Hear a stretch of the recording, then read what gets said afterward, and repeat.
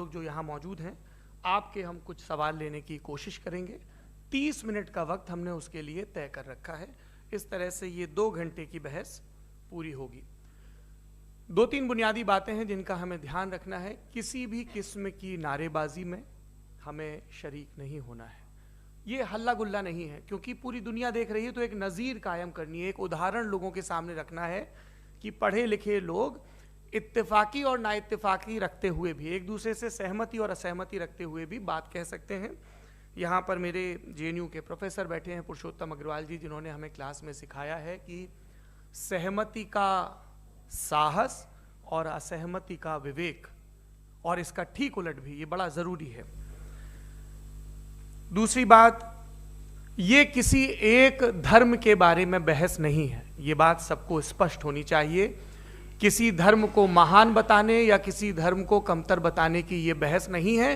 तो यदि कोई इस उम्मीद से देख रहा है या यहाँ आया है, तो मैं आपको आश्वस्त करना चाहता हूं कि आपको नाउम्मीदी हाथ लगेगी। इस बहस में बहुत ज़्यादा धार्मिक प्रतीकों के इस्तेमाल को लेकर भी, ये दोनों लोग जो अभी आपको गंभीर दिख रहे हैं, भले लोग हैं, कल शाम को चाय पर मिले थे, बहुत हंसी मजाक भी इनके बीच हुआ था, और गलबैयाँ डालते हुए एक तस्वीर भी हुई थी। ये इस बात का प्रमाण है कि इंटरनेट पर जो हल्ला मचा हुआ है उसके मुकाबले ये दोनों लोग बहुत ही अच्छे शांत ढंग से बहस के लिए राजी हो गए हैं। ट्विटर की बातें ट्विटर तक सीमित, एलन मस्क आजकल उसको एक्स कहते हैं। और अब इस बहस की शुरुआत मैं इन विद्वानों का, हालांकि इनको परिचय की जरूरत नहीं, पर हो सकता है, हमें पत्रकारिता में सिखाया जाता है कि नेवर अज्यूम, विज्ञान भी यही कहता है। मुफ्ती शमाइल नदवी साहब इस्लामिक विद्वान, शिक्षाविद हैं, कोलकाता के वाहियान फाउंडेशन के संस्थापक हैं, लखनऊ की प्रतिष्ठित दारुल उलूम नदवतुल उलमा से ग्रेजुएशन किया है, सोशल मीडिया और सार्वजनिक मंचों पर अध्यापन और बौद्धिक कामों में सक्रिय हैं, और इस समय इंटरनेशनल इस्लामिक यूनिवर्सिटी मलेशिया से PhD कर रहे हैं। अच्छी बात यह है कि पढ़ाई के साथ साथ ट्रैवल ब्लॉग भी बनाते हैं। पेट्रोनस टावर के सामने का ब्लॉग हमने देखा। हमारे साथ जावेद अख्तर साहब हैं। जावेद अख्तर साहब कवि हैं, शायर हैं, गद्य भी लिखते हैं, फिल्मों के लिए संवाद लिखे हैं, गीत लिखे हैं। इससे इतर ये वैज्ञानिक सोच को लेकर या अपने डिक्लेयर्ड एथिज्म को लेकर भी मुखर रहते हैं और अपने तहीं रैशनैलिटी की बात करते हैं। देवियों और सज्जनों, डज गॉड एग्जिस्ट? इस सवाल का जवाब सब अपने अपने तहीं खोजने की कोशिश कर रहे हैं। कोई इसको गॉड डैम पार्टिकल की खोज बताता है, कोई गॉड पार्टिकल की खोज बताता है, कोई हिग्स बोसान की खोज बताता है, कोई ये सवाल जवाब तलाशने की कोशिश करता है कि मास एग्जिस्टेंस में आखिर आया कैसे, हुआ क्या था, सृष्टि के पहले, समय के पहले क्या था। और कोई ये कहता है कि ये सारी खोजें जिस मस्तिष्क में हो रही हैं प्रकृति के क्रम में, वो कैसे विकसित हुआ। मैं उम्मीद करता हूँ कि हम आज इन बुनियादी सवालों के कुछ जवाब हासिल करने में कामयाब हों। मैं सबसे पहले मंच पर आमंत्रित कर रहा हूँ मुफ्ती शमाइल नदवी साहब को। आइए सर जी।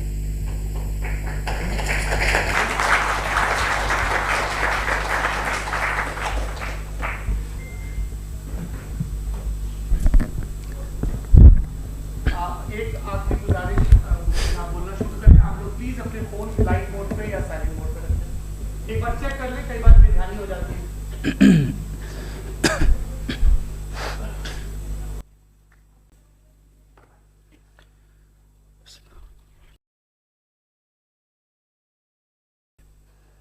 तमाम तारीफ़ें उस क्रिएटर के लिए जिसने इस यूनिवर्स को एक मकसद के तहत पैदा किया है।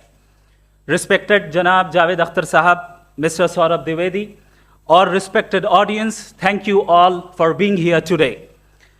आज की डिबेट में चूंकि हम बात करने वाले हैं डज गॉड एग्जिस्ट के टॉपिक पर, तो ये एक ऐसा टॉपिक है जिसके मुताल्लिक कोई भी डिसीजन लेने के लिए अलग अलग स्टैंडर्ड्स हो सकते हैं। लिहाजा डिबेट के शुरू में ये ज़रूरी है कि हम ये जान लें कि आज के इस टॉपिक में कौन सा स्टैंडर्ड सही होगा और कौन सा गलत होगा। सबसे पहला स्टैंडर्ड जिसे मैं समझता हूं कि हमारे रिस्पेक्टेड जनाब जावेद अख्तर साहब बड़ी तेजी के साथ उसकी तरफ लपकेंगे, वो है साइंस। जबकि साइंस दर हकीकत खुदा के एग्जिस्टेंस को डायरेक्टली साबित करने या उसके एग्जिस्टेंस को डिनाई करने के लिए स्टैंडर्ड नहीं बन सकती। और उसकी वजह क्या है, ये मैं नहीं कह रहा, ये वो लोग कह रहे हैं जो साइंस के एक्सपर्ट्स हैं।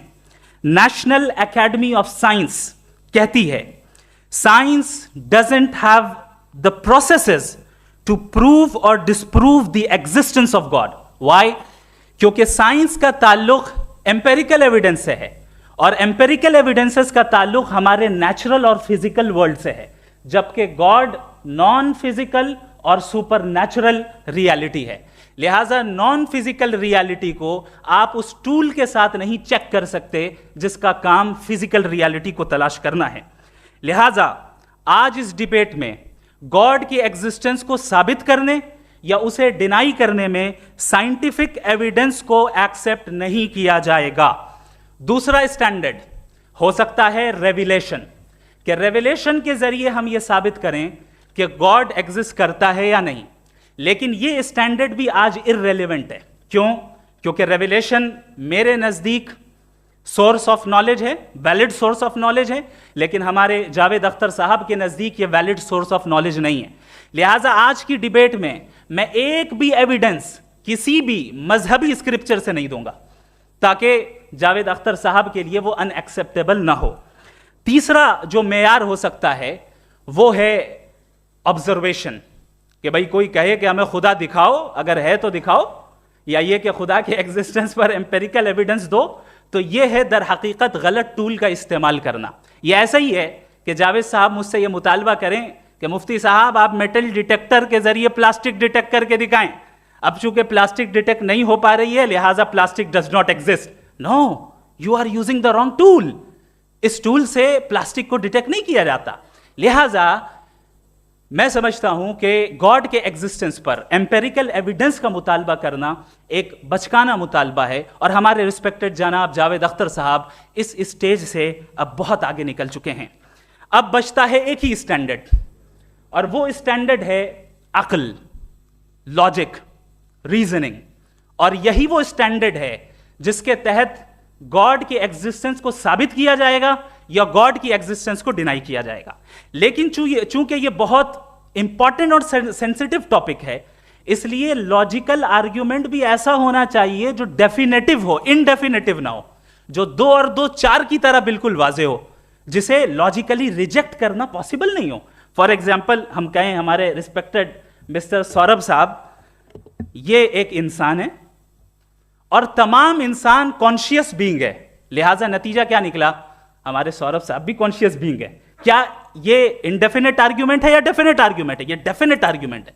ये 2 और 2 की तरह वाजे है, इसमें किसी तरह जो है लॉजिकली इसको रिजेक्ट नहीं किया जा सकता। तो अगर आज हमारे जावेद अख्तर साहब ऐसी कोई अकली दलील और लॉजिकल एविडेंस दें खुदा के ना होने पर जो डेफिनेट भी हो, तो मैं ये ऐलान करता हूं कि यकीनन मैं उस एविडेंस को कबूल करूंगा और उस पर गौर करूंगा। लेकिन साथ में यह भी ऐलान कर देता हूं प्रेडिक्शन के तौर पर कि ऐसा कोई डेफिनेट आर्ग्यूमेंट कोई नहीं पेश कर सकता। दलील हम देंगे और डेफिनेटिव दलील देंगे, लॉजिकल दलील देंगे, ऐसी दलील देंगे जो एंटायर एथिस्टिक वर्ल्ड उसे रेफ्यूट नहीं कर सकती। चलें अब हम एक एग्जाम्पल सोचते हैं, एक सिनेरियो, सिंपल सिनेरियो, तमाम ऑडियंस से गुजारिश है, हम और आप एक आइसोलेटेड आइलैंड पर हैं, ऐसा आइलैंड जहां पे हमसे पहले कोई कभी नहीं गया। चलते चलते आपके सामने अचानक आपने देखा एक पिंक कलर की बॉल पड़ी हुई है। सबसे पहला सवाल आपके जहन में क्या आएगा कि ये बॉल यहां क्यों आई, कैसे आई, ये पिंक कलर की ही क्यों है, कोई और कलर भी हो सकता था, ये इसी शेप में क्यों है, कोई और शेप भी हो सकता था। नेचुरली आप इस तरफ पहुंचेंगे कि कोई ना कोई है जिसने इन स्पेसिफिक प्रॉपर्टीज के साथ इस बॉल को बनाया है और यहां पे रखा है। चूंकि आप जानते हैं कि ये जो बॉल है इसका एग्जिस्ट करना जरूरी नहीं है, ये एग्जिस्ट कर भी सकती थी, नहीं भी कर सकती थी, और एग्जिस्ट करना ही था तो किसी और फॉर्म में करती, किसी और कलर में करती। अब आप इस बॉल को एक्सपैंड करते चले जाएं, एक्सपैंड करते चले जाएं, एक्सपैंड करते चले जाएं, यहां तक कि ये बॉल यूनिवर्स के साइज की हो जाए। बताइए कि क्या साइज के बढ़ जाने से सवाल बदल जाएगा? हरगिज नहीं बदलेगा। अभी भी सवाल रहेगा ये यूनिवर्स कहां से आया, इन स्पेसिफिक प्रॉपर्टीज के साथ कहां से आया, क्यों आया, किसने बनाया, यह सवाल उस वक्त भी वैलिड रहेगा। लेकिन यह सवाल अगर हम जनाब जावेद अख्तर साहब से करें तो चूंकि इनका वर्ल्ड व्यू एथिस्टिक है, और सिर्फ इनका नहीं, मतलब जितने भी एथिस्ट हैं और एथिस्टिक वर्ल्ड व्यू को रखने वाले से अगर आप ये सवाल करें कि ये यूनिवर्स कहां से आया, तो इनका जवाब या तो आर्ग्यूमेंट फ्रॉम इग्नोरेंस होगा या डॉगमेटिक होगा। या तो ये कहेंगे कि मुझे नहीं पता कि ये कहां से आया, लिहाजा गॉड डज नॉट एग्जिस्ट, ये आर्ग्यूमेंट फ्रॉम इग्नोरेंस है। या ये कहेंगे कि ये यूनिवर्स खुद ब खुद बन गया, इसका मतलब ये है कि उस बॉल को भी खुद ब खुद बन जाना चाहिए, लेकिन बॉल के ताल्लुक से ये एक्सप्लेनेशन एक्सेप्ट नहीं की जाएगी कि ये खुद ब खुद बन गई, लेकिन यूनिवर्स के ताल्लुक से कर दिया जाएगा। इसे हम दूसरे अल्फाज में डॉगमा भी कह सकते हैं। दूसरी चीज, हमारे जावेद अख्तर साहब जरूर गॉड ऑफ गैप्स की मिसाल भी जरूर देंगे, और मिसाल देंगे कि पहले ज़माने में बिजलियां कड़कती थी तो लोगों ने किसी एक खुदा की तरफ, और बारिश होती थी तो दूसरे खुदा की तरफ मंसूब कर दिया, उनके पास दलील नहीं थी। यह हमारा वर्ल्ड व्यू है ही नहीं, यह हमारा वर्ल्ड व्यू है ही नहीं, क्योंकि नेचुरल फिनोमेना के प्रोसेस की इंटरप्रिटेशन को जान लेने से यह कहां से साबित हो गया कि गॉड एग्जिस्ट नहीं करता है। इस पर मैं इंशाअल्लाह अभी आगे बात करूंगा। आप हजरात ये भी देखेंगे, और मैं ये एक्सपेक्ट करता हूं कि हमारे रिस्पेक्टेड जनाब जावेद अख्तर साहब जरूर इमोशनल आर्ग्यूमेंट्स भी देंगे, जो कि एक लॉजिकल फेलेसी है जब बात आती है ट्रुथ को डिसाइड करने में। क्यों? मिसाल के तौर पर वो कहेंगे कि अगर गॉड है तो ईविल क्यों एग्जिस्ट करता है, जबकि मैं कहता हूं ईविल का एग्जिस्ट करना गॉड के एग्जिस्ट करने की दलील है, उसके खिलाफ नहीं है। चूंकि अगर गॉड है तो हम सब उसके सामने अकाउंटेबल हैं, और अगर हम अकाउंटेबल हैं तो अकाउंटेबिलिटी के लिए ईविल का मौजूद होना जरूरी है, उसके बगैर हम अकाउंटेबल नहीं हो सकते। और अगर हम अकाउंटेबल नहीं हैं तो हम जनाब जावेद अख्तर साहब से पूछेंगे कि आप बताएं कि फिर सफरिंग इस दुनिया में क्यों है? अगर खुदा नहीं है तो सफरिंग क्यों है? और उन लोगों के जज्बे का क्या जिनके अंदर सफरिंग के बाद इंतकाम लेने का जज्बा पाया जाता है और वो इस दुनिया से ऐसे ही चले गए, क्या उनकी सारी तकलीफें बेकार चली जाएंगी? अब आ जाएं उसी एग्जाम्पल की तरफ कि बॉल, मुझसे अगर कोई पूछे इस बॉल को किसने बनाया और या इस एक्सपेंडेड बॉल को किसने बनाया, मैं कहूंगा कि चूंकि ये यूनिवर्स और इस यूनिवर्स की तमाम चीजें कॉन्टिंजेंट हैं। कॉन्टिंजेंट होने का मतलब ये होता है कि जो अपने एग्जिस्टेंस पे किसी के ऊपर डिपेंड करती हो, तो जाहिर है ये यूनिवर्स कॉन्टिंजेंट है। और अगर कोई चीज कॉन्टिंजेंट नहीं है तो मैं रिक्वेस्ट करूंगा कि मुझे दिखा दें कि कौन सी चीज यूनिवर्स में कॉन्टिंजेंट नहीं है, हम भी जरा गौर कर लें और हम भी देख लें। और जब कॉन्टिंजेंट चीजें मौजूद हैं तो फिलोसोफर्स की इस्तिलाह के मुताबिक, हम उस टर्मिनोलॉजी के मुताबिक हम उस जगह तक पहुंचते हैं और उस हस्ती तक पहुंचते हैं जिसे नेसेसरी बीइंग कहा जाता है, कि ये वो नेसेसरी बीइंग है जिसका मौजूद ना होना नामुमकिन हो। चूंकि अगर ये मौजूद ना हो तो सारी चीजें एग्जिस्टेंस में आएंगी ही नहीं, और ये सारी कॉन्टिंजेंट चीजें उसी के ऊपर डिपेंड करती हैं। अब अगर आप ये सवाल करते हैं कि फिर उस हस्ती को किसने बनाया, फिर उसका कॉज क्या है, फिर उसका कॉज क्या है, फिर उसका कॉज क्या है, और एंडलेसली चले जाएं, इसे हम कहते हैं इन्फिनिट रिग्रेस ऑफ कॉजेस, जो कि लॉजिकल फेलेसी है। कॉन्सेप्चुअली इन्फिनिटी पॉसिबल है। मिसाल के तौर पे न्यूमेरिकल्स 1 2 3 गिनते चले जाएं, इन्फिनिट नंबर्स हैं। मैं कॉन्सेप्चुअली बात नहीं कर रहा, प्रैक्टिकली रियलिटी में साबित करके दिखाएं कि infinite regress of causes possible है या नहीं। अगर पॉसिबल है तो हम मान लेंगे, मिसाल दे दें, और पॉसिबल नहीं है तो एक ही ऑप्शन बचता है जिसे हम कहते हैं नेसेसरी बीइंग। ऐसी नेसेसरी बीइंग जो इंडिपेंडेंट है, क्योंकि अगर वो डिपेंडेंट हुई तो वो नेसेसरी नहीं रहेगी। ऐसी इंडिपेंडेंट बीइंग जो इटर्नल है, अगर वो इटर्नल नहीं होगी, उसकी बिगिनिंग होगी तो वो खुद कॉन्टिंजेंट है। ऐसी बीइंग जो पावरफुल है, क्योंकि कॉन्टिंजेंट को एक्चुअलाइज करने के लिए पावर चाहिए। ऐसी बीइंग जो इंटेलिजेंट है और नॉलेजेबल है, क्योंकि ये यूनिवर्स स्पेसिफिक फॉर्म और स्पेसिफिक लॉज ऑफ नेचर के तहत प्रिसाइजली चल रहा है। Thank you. थैंक यू मुफ्ती साहब। मैं इन दलीलों के बाद जावेद अख्तर साहब से गुजारिश करूंगा, आप बैठ के बोलना चाहेंगे या वहां? जी।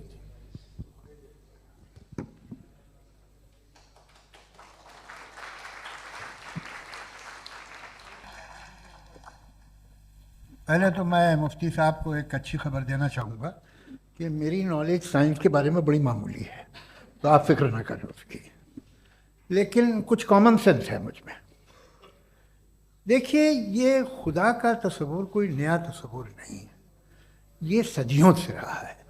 ये कुछ रिलीजन 3000 साल पुराने होंगे, 4000 साल पुराने होंगे, लेकिन इंसान कोई 10,000 12,000 साल से एग्जिस्ट करता है, होमोसेपियन की शक्ल में, और हमेशा कुछ ना कुछ मजहब रहे। ये मजहब जाहिलों के नहीं थे, ये मजहब एक ऐसी ग्रीक सोसाइटी के थे जहाँ बड़े बड़े फिलोसफर पैदा हुए। ये मजहब इजिप्शियंस के थे जिन्होंने पिरामिड्स बनाए थे। ये रोमन्स के थे कि जिनका आर्किटेक्चर और सेनेट यानी पहली बुनियाद डेमोक्रेसी की, लिमिटेड थी मगर डेमोक्रेसी थी, ये उन लोगों ने किए थे। तो इनका जो जुपिटर था, रा था, ज़्यूस था, उन्हें उस पर इतना ही एतमाद था जितना आज किसी मजहबी आदमी को अपने खुदा पे होगा। क्रिश्चियनिटी आने से पहले यूरोप में एक मजहब था जर्मेनिक रिलीजन। उसका एक खुदा था, उसकी एक बीवी थी, उसके 2 बेटे थे, एक बेटी थी। फिर जर्मनी में जब यूरोप में क्रिश्चियनिटी आई तो वो खुदा, उसकी बीवी और पूरे ख़ानदान चला गया। तो अगर हम हिस्ट्री देखें तो खुदा जो हैं वो ज़्यादातर फ़ानी है, वो हमेशा रहे नहीं। और वो जो लोग इन्हें मानते थे उनको आप कहें वो तो जाहिल थे, उन्हें तो कुछ पता ही नहीं था, ऐसा नहीं है। वो अपने वक्त में बड़े काबिल लोग थे और अपने वक्त में उन्होंने बड़े बड़े काम किए हैं, फिलोसफर्स थे, साइंटिस्ट थे। लेकिन उनका मजहब कहाँ गया, उनके खुदा कहाँ गए? आज जो खुदा हैं दुनिया में लोग उन्हें मानते हैं। आपको क्या मालूम कि कितने बरसों के बाद क्या होने वाला है? हम यूरोप में देखते हैं तो चर्च खाली हैं। तो वक्त के साथ चीज़ें बदलती हैं। जहाँ तक इसका ताल्लुक है मजहबों का, हर मजहब आपसे एक चीज़ मांगता है, फेथ। ये फेथ क्या चीज़ होती है? What is the difference between faith and belief? ये तो बहुत ही अहमकाना बात होगी कि कोई आदमी कहे साहब अगर खुदा है तो मुझे दिखाइए। ये तो जाहिलाना बात हुई। मैंने तो नॉर्थ पोल नहीं देखा है, मगर मैं मानता हूँ कि नॉर्थ पोल है। मैं क्यों मानता हूँ? इसलिए कि अगर ये दुनिया राउंड है तो उसका कोई टॉप होगा। कुछ लोग हैं जो वहाँ गए भी हैं, कॉमन सेंस कहता है कि ऐसा होगा, सबूत है, गवाह है, रीज़न है। तो ये मेरा फेथ नहीं है। तो फेथ में और बिलीफ में डिफरेंस क्या है? जो मजहब मांगता है आपसे, हर मजहब फेथ मांगता है। फेथ का मतलब ये है कि ना कोई गवाह हो, ना कोई सबूत हो, ना कोई रैशनल हो, ना कोई लॉजिक हो, ना कोई प्रूफ हो, मगर तुम एक बात को मानो। ये है फेथ। वरना बिलीफ होता। अगर इसमें कुछ भी सबूत होते, गवाह होते, तो फिर इसे आप बिलीफ कहते हैं। जैसे मेरा बिलीफ है कि नॉर्थ पोल है, मेरा फेथ थोड़ी। फेथ इन तमाम शर्तों को रद्द करता है। तो फिर स्टुपिडिटी क्या है? अगर मैं एक बात ऐसी मानूं जिसकी ना कोई लॉजिक है, ना कोई रैशनल है, ना कोई प्रूफ है, ना कोई गवाह है, ना कोई सबूत है, और मैं उसे मानूं, तो ये स्टुपिडिटी हुई। इसे ही भाई कल को मैं यकीन कर लूं कि एलॉन मस्क जो है मेरा भाई है, तो मुझे इंतहाई खुशी होगी, सुकून भी बहुत मिलेगा मुझे। लेकिन और कहे भाई क्यों मानते हो, क्या सबूत है? भाई वो तो अमेरिकन है और तुम तो इंडियन हो, वो तो नस्ल अलग है, तुम्हें कभी मिले भी नहीं। साथ देखिए मेरा फेथ है, इस पर बात न किया। फेथ का मतलब ही यह है कि आप प्रूव नहीं कर सकते। अगर आप प्रूव कर सकते हो तो फेथ की जरूरत ही नहीं, फिर तो आप बात करेंगे, आप कितनी बहस कर लीजिए। अल्टीमेटली दुनिया का हर मजहब फेथ पे टिका है, और फेथ का मतलब है एक ऐसा यकीन जिसका कोई सबूत, कोई गवाह, कोई रैशनल नहीं। अब आप ये कहें, क्या आप ये क्यों कह रहे हैं कि साहब ये कायनात किसने बनाई? कमाल ये है कि आपने बताया कि एक आइलैंड पे गए और एक बॉल देखी। आपने ये नहीं कहा कि आइलैंड किसने बनाया, आपको सिर्फ बॉल पे हैरत हुई। हमने आइलैंड पे हमने हैरत नहीं की, होते हैं आइलैंड। इसी तरह ये आइलैंड है, सितारे, ये गैलेक्सीज, ये सब आइलैंड हैं खला में। हम उन्हें टेकन फॉर ग्रांटेड लेते हैं, हम पूछते नहीं किसने बनाए। आपने जजीरे के बारे में भी नहीं पूछा है। मेरी पैदाइश कैसे हुई? क्या मैं प्लान्ड पैदा हुआ था? I was plan to be born. या एक लकी स्पर्म था जो किसी एग से चिपक गया। मेरी पैदाइश रैंडम। और इंसाफ जिसे आप कहते हैं, इंसाफ का तो नेचर से कोई वास्ता ही नहीं। जो आप कहते हैं कि एक दिन इंसाफ मिलेगा, इंसाफ is a human concept. Nature में कोई इंसाफ नहीं। अगर शेर हिरन को खा जाता है तो उसे कोई सजा नहीं मिलती। अगर एक आंधी आती है और हरे भरे पेड़ों को उखाड़ के फेंक देती है तो आंधियों की जेल नहीं होती है। नेचर में इंसाफ नहीं, इसलिए मुझे नेचर को इंसाफ की जरूरत भी नहीं। नेचर तमाम एक है। अब हम कहें कि साहब ये देखिए जो मैंने खाना खाया था, ये मेरी आंख तो नहीं यूं कर दिया उसे, तो इसे सजा मिलनी नहीं। वो सिस्टम है, ऐसे ही चल रहा है। नेचर बगैर इंसाफ के है। इंसाफ इज अ ह्यूमन कॉन्सेप्ट। तो जो आपसे कहता है कि मैं तुम्हें इंसाफ दूंगा, वो इंसानी जहन की पैदावार है। ये नेचुरल है ही नहीं, ये आसमानी है ही नहीं। नेचर का तस्वुर, इंसाफ का तस्वुर। भाई आप साथ मिलते हैं, अब आप लेफ्ट हैंड ड्राइव करते हैं, ये क्या है? तमाम सच, तमाम नेकी, तमाम शराफत लेफ्ट हैंड ड्राइव है। वरना क्या होगा, या तो आप क्योस कर देंगे, आपका एक्सीडेंट हो जाएगा, या आप किसी को मार देंगे, या ट्रैफिक जैम हो जाएगा। झूठ, बेईमानी, रिश्वतखोरी, ये तमाम जो है driving on the wrong side. इसके ऊपर कुछ नहीं। ये तो हमने बनाया, जैसे हमने लेफ्ट हैंड ड्राइव बनाई। ये कॉन्सेप्ट ऑफ इंसाफ जो है ये हमारा है, इसका नेचर से कोई वास्ता नहीं। शेर खा जाता है हिरन को, उसे जेल होती है क्या? कुछ भी नहीं, है ही नहीं।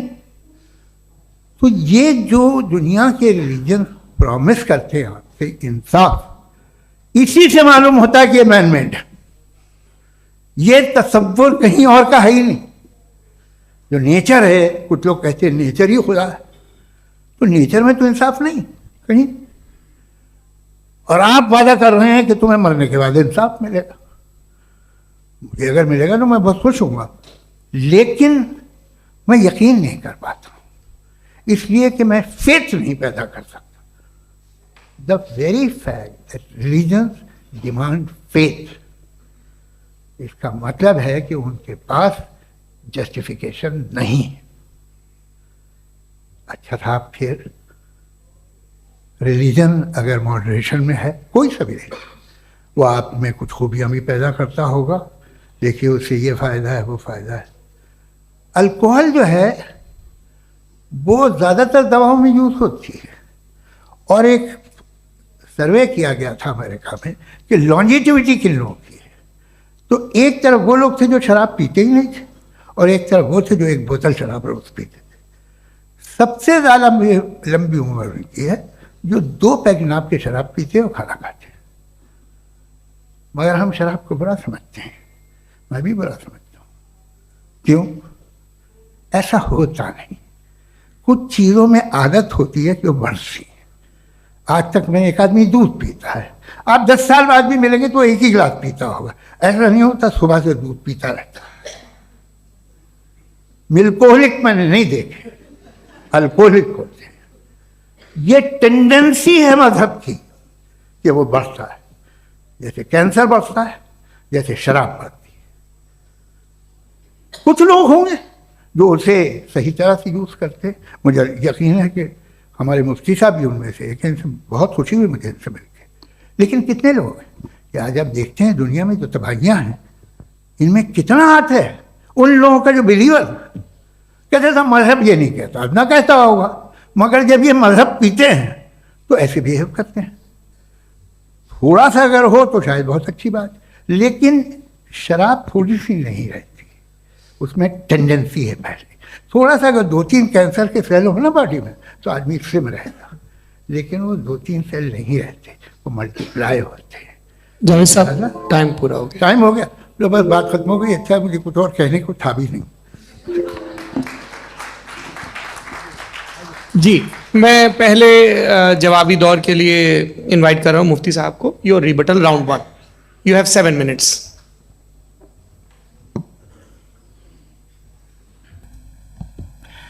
Thank you very much Javed साहब। आपकी बात को सुनकर बड़े महजूज हुए हम लोग। महजूज, do you understand? We enjoyed. Okay, अब थोड़ा सा लॉजिकली उसको हम लोग देखते हैं। दरअसल हम लोगों ने कल गुजारिश की थी मुफ्ती साहब से भी, जावेद साहब से भी, कि हिंदुस्तानी ज़बान आम फहम सबको समझ में आ जाए और जहां कहीं आप मुश्किल शब्द इस्तेमाल करें वहां बताते भी चलें। Thank you. तो सबसे पहले हमारे रिस्पेक्टेड जावेद साहब ने हवाला दिया कि खुदा फानी है। कितने मजहब आगे चले गए, किसी ने जुपिटर को खुदा माना, किसी ने किसी को माना। मैं कहता हूं जिसने कॉन्टिंजेंट चीज को खुदा माना, गलत माना, वो खुदा ही नहीं, वो खुदा ही नहीं। हम तो नेसेसरी बीइंग को साबित करने बैठे हैं, वो नेसेसरी कॉज जो इटरनल है, जो अबदी भी है और अजली भी है। हम किसी और को साबित करने नहीं बैठे। दूसरी चीज उन्होंने कहा कि फेथ एंड बिलीफ, ये एक ऐसी डेफिनेशन है फेथ की जो इन्होंने पहली मर्तबा पेश की है, या माफ कीजिएगा इन्होंने पहली मर्तबा पेश नहीं की है, रिचर्ड डॉकिंस ने पहली मर्तबा पेश की है। मुझे मालूम है ये सोर्स कहां से है। एपिस्टेमोलॉजिकली फेथ और बिलीफ का फर्क आप इस तरह नहीं कर सकते सर। फेथ सही भी होता है, गलत भी होता है, बिलीफ सही भी होता है, गलत भी होता है। जो लॉजिक, रीजन और एविडेंस से बैक्ड होगा वो फेथ सही होगा। और आप जिस फेथ की बात कर रहे हैं कि इलॉजिकल है और उसके पीछे नहीं है, तो we are on the same page. हम नहीं मानते उस फेथ को, जो फेथ ऐसा हो जिसके पीछे कोई लॉजिक ना हो, एविडेंस ना हो, हम नहीं मानते। हम तो उस फेथ के कायल हैं जिसके पीछे लॉजिक हो और एविडेंस हो। तो बिलीफ सही भी होता है, गलत भी होता है, फेथ भी सही होता है और गलत भी होता है। तो आज फेथ और बिलीफ के डिफरेंस पे बात नहीं हो रही है। आज आप चाहे फेथ एक्सेप्ट कर लें या बिलीफ एक्सेप्ट कर लें, आज ये बात होगी कि ट्रूथ क्या है। चाहे ट्रू बिलीफ सही है या ट्रू फेथ सही है, और फॉल्स फेथ क्या है और फॉल्स बिलीफ क्या है, बात इस पे हो रही है। दूसरी चीज इन्होंने पूछा, स्टुपिडिटी फिर क्या है?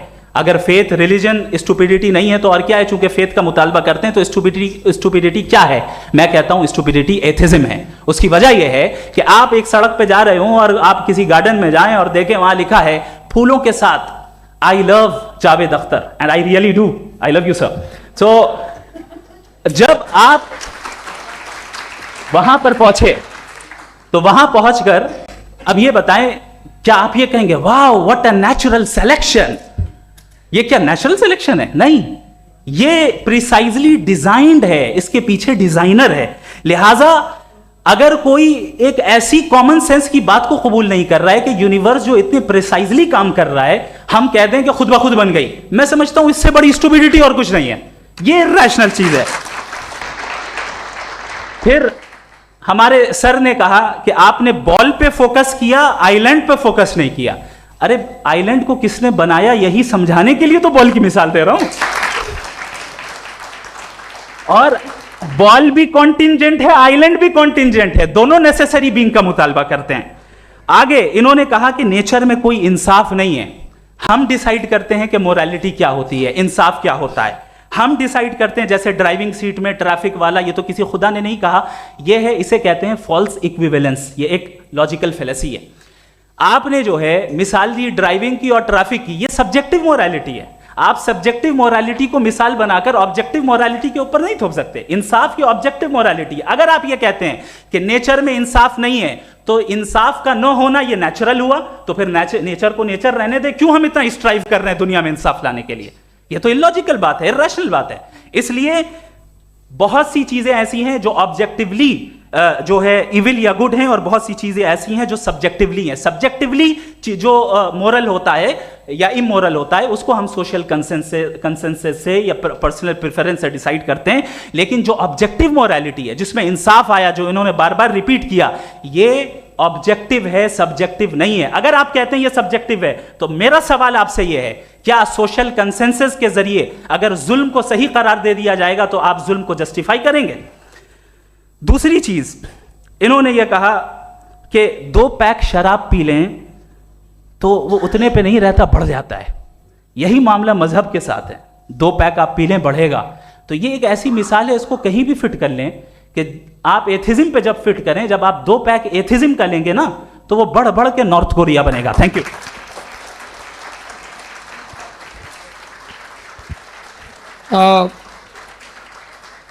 फर्स्ट राउंड के रिबटल के लिए मैं जावेद साहब को इनवाइट कर रहा हूं। आपके पास 7 मिनट का वक्त है, रीसेट कर दीजिएगा प्लीज। मुझे इस बात की खुशी है कि मुफ्ती साहब ने भी मान लिया कि नेचर में कोई इंसाफ नहीं है। तो कोई भी चीज़ जो इंसान ने नहीं बनाई है उसमें इंसाफ नहीं होता है। एक बात मैं आपसे अर्ज करूं, जरा पता लगा लीजिएगा, ये जो आप बाग में जाते हैं बेहद खूबसूरत फूल देखते हैं ना, इनमें से कोई नेचुरल नहीं है। ये सारे फूल क्रॉस करके बनाए गए हैं। जो जंगल में फूल होते हैं निहायत मामूली होते हैं, ये फूल इंसानों ने बनाए हैं। जो आप बाग में देख के वाह वाह कहते हैं, ये इंसानों के बनाए हुए हैं। डिफरेंट फूलों को क्रॉस करके, डेवलप करके, फिर क्रॉस करके इस तरह से बनाए गए। नेचुरल फ्लावर नहीं। किसी जंगल वीरान में जाके आप गुलाब के फूल नहीं देखेंगे। ये सब बनाए हुए इंसान ने, बहुत से काम इंसान ने किए। बाकी है कि आपने मेरी एक बात का जवाब नहीं दिया, जिससे मुझे शिकायत है कि फेथ क्या है और आप फेथ मांगते क्यों हैं मुझसे? आप तो लॉजिकल हैं, आपके पास तो सारे रैशनल्स हैं, आपके पास सारे सबूत हैं, तो आपको फेथ की डिमांड क्यों करते हैं कि भाई तुम सरेंडर कर दो और सवाल मत करो? कोई मजहब सारे सवाल करने की इजाजत नहीं देता है और मना करता है कि दादा सवाल ना करो, बहक जाओगे तुम। आप क्यों रोकते हैं? हकीकत यह है कि इंसानी तारीख क्या है। इंसानी तारीख ये है कि दुनिया में दो तरह के लोग हुए हैं। एक वो जिन्होंने अपनी लाइल्मी की परस्तिश की है, दूसरे वो जिन्होंने अपनी इग्नोरेंस या लाइल्मी से झगड़ा किया है और मालूम किया है कि क्या है। ये जो आप कह रहे हैं, आज आप हैरान हैं कि भाई ये यूनिवर्स कैसे बनी। लोग हैरान थे कि सूरज डूबता है तो इधर से कैसे निकलता, और आप एक कदम जाके हमेशा का मानने को तैयार है, एक कदम पीछे ही मान जाइए। भाई आप इसके बाद जाते हो, कहते सवाल ना करना कि ये कहाँ से आया, ये पावर तो हमेशा से हमेशा रहेगी। तो आप यूनिवर्स के बारे में मानने में क्या तकलीफ है? एक कदम पहले रुक जाइए। ये हमेशा से थी या नहीं थी, हमें मालूम नहीं है। और ये कहना कि हमें मालूम नहीं है, कमाल ये है कि दुनिया के सारे मजहब सब जानते हैं ये दुनिया कैसे बनी थी, कैसे मिटेगी, मरने के बाद क्या होगा, इनको सब इल्म है।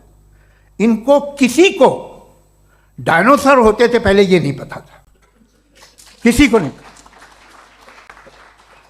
किसी भी दुनिया की मजहबी किताब में डायनासोर का जिक्र नहीं है। लेकिन बाकी सब बातें, how to make universe in 4 easy lessons and बाकी सब पता है। जिसको सब पता है वो गड़बड़ है। हम में ये इनकिसार, ये ह्यूमिलिटी होनी चाहिए कि हम ये कहें कि हमें ये बहुत सारी बातें नहीं मालूम, लेकिन हम उनकी परस्तिश ना करना, अपनी लाइल्मी को की परस्तिश ना करें, हम उसे पता लगाने की कोशिश करें।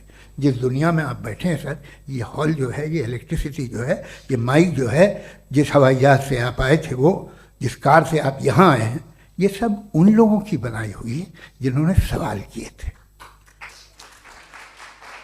ये दुनिया जिसमें आप आज आराम से हैं, ये उन लोगों की बनाई है कि जिन्होंने सवाल किए थे। और हर स्टेज पे इन सवालों को मकरूह कहा गया था, गलत कहा गया था। आप जरा तारीख पढ़िए, एक बड़ी दिलचस्प किताब है बर्ट्रैंड रसेल की, जिसमें उसने रिलीजन एंड साइंस कि कब से रिलीजन जो है साइंस के अगेंस्ट है। और हद तो यह है कि भाप के इंजन के खिलाफ थे, स्टीम इंजन के भी खिलाफ थे, और फतवे हुए उन पे, वेटिकन ने दिए। तो ये हमेशा, अभी जैसे ही ये राइट विंगर आते हैं अमेरिका में पावर में, तो वो जो अपना ये क्या बोलते हैं उसे, सीड क्या बोले, सीड क्या जो, हाँ नहीं सीड जो होते हैं जिन पे जी, नहीं भाई, वो जो ह्यूमन बॉडी के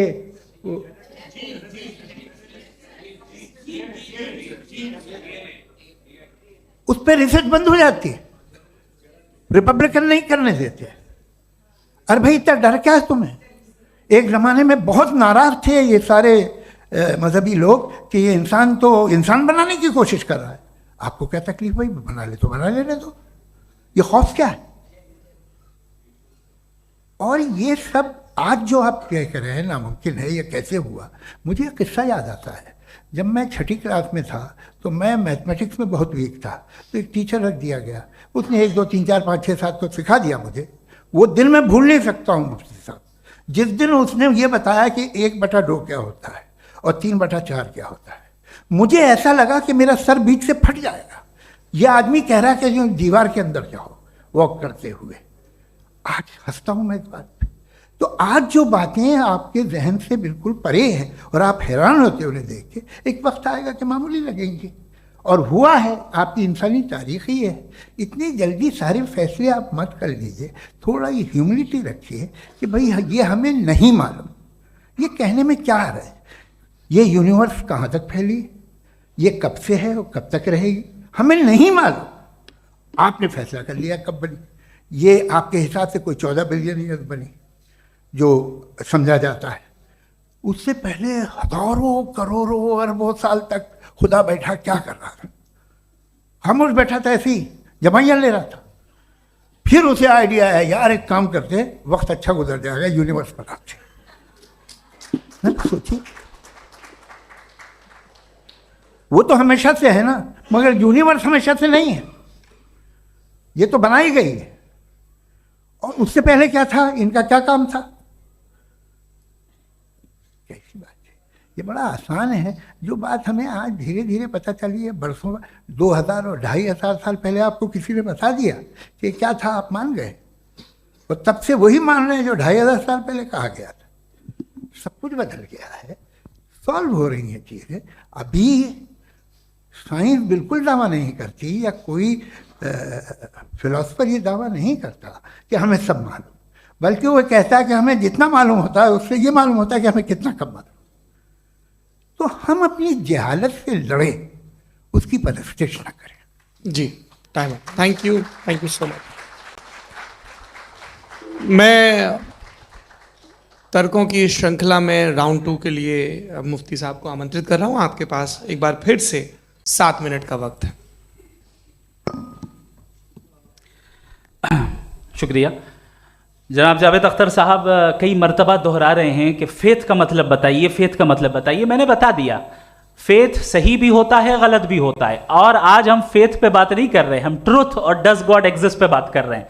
क्या डज गॉड एग्जिस्ट, ये ट्रुथ यानी गॉड है या नहीं है, इसमें से दोनों ट्रुथ क्या है। अब आप उसे फेथ कह लें, बिलीफ कह लें, नॉट माई बिजनेस। उसके बाद आपने कहा कि भाई सवाल करने से मजहब रोकता है।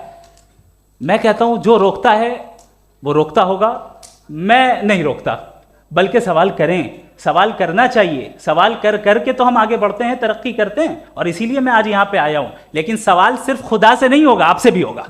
सवाल एथिज्म से भी होगा, सवाल सिर्फ मजहब से नहीं होगा, सबसे होगा। और आज मैं सवाल करूंगा और उम्मीद है कि आप जवाब देंगे। अभी तक आपने वैसे कॉन्टिंजेंसी आर्गुमेंट का कोई जवाब नहीं दिया है।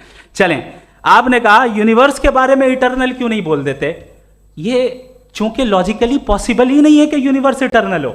यूनिवर्स एक कॉन्टिंजेंट चीज है जो टाइम एंड स्पेस के पाबंद है, टाइम एंड स्पेस से बाउंड है। जो टाइम एंड स्पेस से बाउंड होगा वो कॉन्टिंजेंट होगा, जो कॉन्टिंजेंट होगा वो उसकी बिगिनिंग हुई होगी, जिसकी बिगिनिंग हुई होगी वो इटर्नल नहीं हो सकता। ये तो कॉमन सी बात है। आपने कहा कि किसी मजहबी किताब में डायनासोर का जिक्र नहीं है। अफसोस कि आज तक किसी मैथमेटिक्स के किताब में मुझे डायनासोर का जिक्र नहीं मिला। तो इसका मतलब मैथमेटिक्स की किताब बेकार है? नहीं, उसका वो टॉपिक नहीं है। रेवलेशन का और मजहबी किताबों का टॉपिक ये नहीं है कि आपको आके बताए साइकिल कैसे बनाते हैं, या आकर ये बताएं कि जो है डायनासोर कब था। वो तो मोरालिटी सिखाने आया है, गॉड के बारे में बताने आया, नॉन फिजिकल रियलिटी की हकीकत को सिखाने के लिए आया। रिलीजियन साइंस को रोकता है? नहीं रोकता। अगर रोकता है तो गलत करता है। रिलीजियन साइंटिज्म को रोकता है, जिसमें हमारे जावेद साहब मुब्तला है। साइंस और साइंटिज्म में फर्क है। साइंटिज्म यह है कि आप समझें कि साइंस और साइंटिफिक मेथोडोलॉजी ये नॉलेज को हासिल करने का वाहिद सोर्स ऑफ नॉलेज है। यह है साइंटिज्म। हम इसे रिजेक्ट करते हैं। हम साइंस को तो तरक्की करते हैं। भाई आप हमारी पूरी तारीख कर लें, पढ़ लें तो आपको पता चल जाएगा। बहरहाल ये अलग टॉपिक है। उसके बाद इन्होंने एक लफ्ज कहा, वेटिकन ने फतवा दिया। वेटिकन का फतवे से कोई ताल्लुक नहीं है, दोनों कॉन्ट्राडिक्टरी अल्फाज हैं। उसके बाद उन्होंने कहा कि भाई हमें नहीं मालूम। अगर नहीं मालूम तो क्लियरली कह देना कि नहीं मालूम है, इसमें क्या हरज है। तो वही तो मैं कह रहा हूं ना कि आप कह दें कि नहीं मालूम, लेकिन क्लेम क्यों कर रहे हैं कि गॉड एग्जिस्ट नहीं कर रहा है। आप कह दें नहीं मालूम है, हो सकता है हो सकता ना हो, लेकिन आप क्लेम कर रहे हैं। The moment you say God does not exist, this is a claim and now the burden of proof is upon you too, जैसे हमारे ऊपर है। और क्यों है मैं बताता हूं, क्यों है ये भी मैं बताता हूं। फिलोसॉफिकली जो क्लेम होता है ना, सिर्फ ये नहीं होता कि इंसान कहे पॉजिटिव क्लेम करे और नेगेटिव क्लेम करे तो बर्डन ऑफ प्रूफ नहीं है। आप मिसाल के तौर पे मैं कहूं कि फुला उस कमरे में कोई नहीं है, मैंने एक नॉलेज का क्लेम किया है, उस कमरे में कोई नहीं है, मैंने एक नॉलेज का क्लेम किया। या तो मैं कहूं मुझे नहीं पता, हो भी सकता है नहीं भी हो सकता है, this is not a claim. लेकिन जब मैं कह रहा हूं कि वहां कोई नहीं है या मैं कह रहा हूं वहां कोई है, दोनों क्लेम है और दोनों के ऊपर बर्डन ऑफ प्रूफ है। हमारे ऊपर भी बर्डन ऑफ प्रूफ है, मैंने कंटिजेंसी आर्ग्यूमेंट दिया, इसे तोड़कर दिखाइए। आखिरी चीज, इन्होंने कहा कि खुदा दुनिया बनाने से पहले 150 साल पहले या करोड़ों साल पहले क्या कर रहा था। अरे हजरत, चलें बहरहाल मैं जवाब दे देता हूं, आप हमारे रिस्पेक्टेड पर्सनालिटी हैं, अगर आप नहीं होते तो मैं इसे एंटरटेन ही नहीं करता। टाइम, ये 100 साल पहले या 100 साल बाद, पहले बाद में अभी, ये वो अल्फाज हैं जिनका ताल्लुक टाइम से है।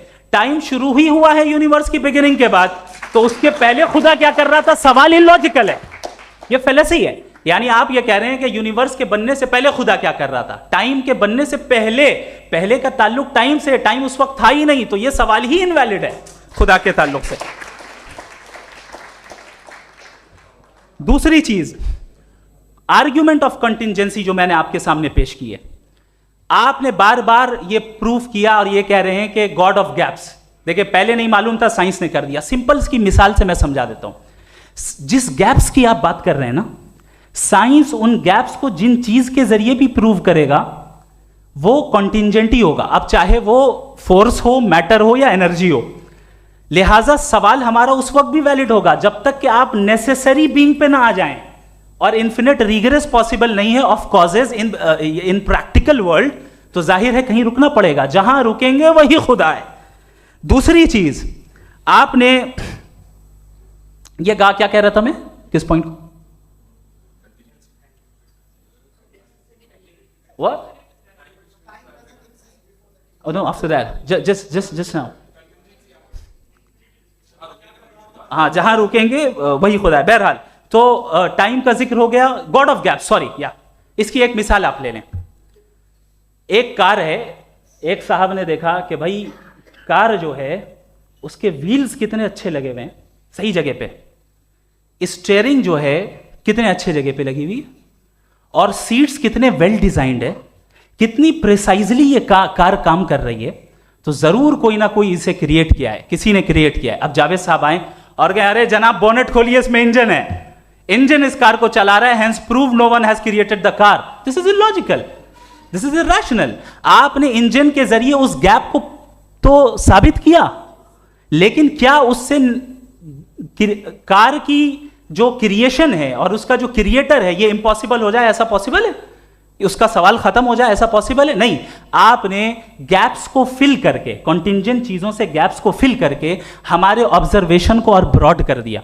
अब हमें और पता चल गया कि ये जो कार है इसका सिस्टम कितना ज्यादा कॉम्प्लेक्स है। पहले कम समझते थे, अब कॉम्प्लेक्सिटी और ज्यादा वाजे हो गई। अब हमें समझ में आ रहा है कि हमारी सर्टेनिटी और बढ़ गई कि जरूर इस कार को किसी ना किसी ने बनाया। यही मामला यूनिवर्स का है। साइंस हमेशा फिजिकल वर्ल्ड की चीजों को ही फिल करती जाएगी और फिजिकल चीजों से ही करती जाएगी, चूंकि एम्पेरिकल एविडेंस का ताल्लुक फिजिकल वर्ल्ड से है। आप साइंस के जरिए मेटाफिजिकल रियलिटी को कभी साबित नहीं कर सकते। ये रॉन्ग टूल का इस्तेमाल करना है। ये वही काम है कि आप मेटल डिटेक्टर से प्लास्टिक डिटेक्टर करने चलें, जो कि जाहिर है सही नहीं है। Thank you.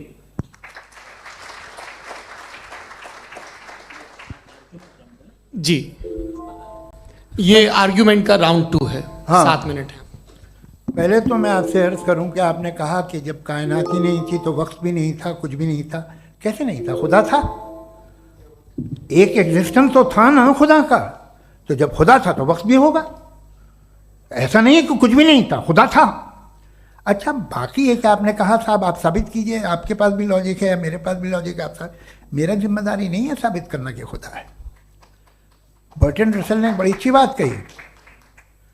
बर्टन रसल ने बड़ी अच्छी बात कही। मैं आपसे अगर ये दावा करूं कि एक चाय की केतली मरीख के चारों तरफ घूम रही है, मार्स के चारों तरफ, तो यह आपका काम नहीं है कि आप साबित करें कि कोई चाय की केतली नहीं है।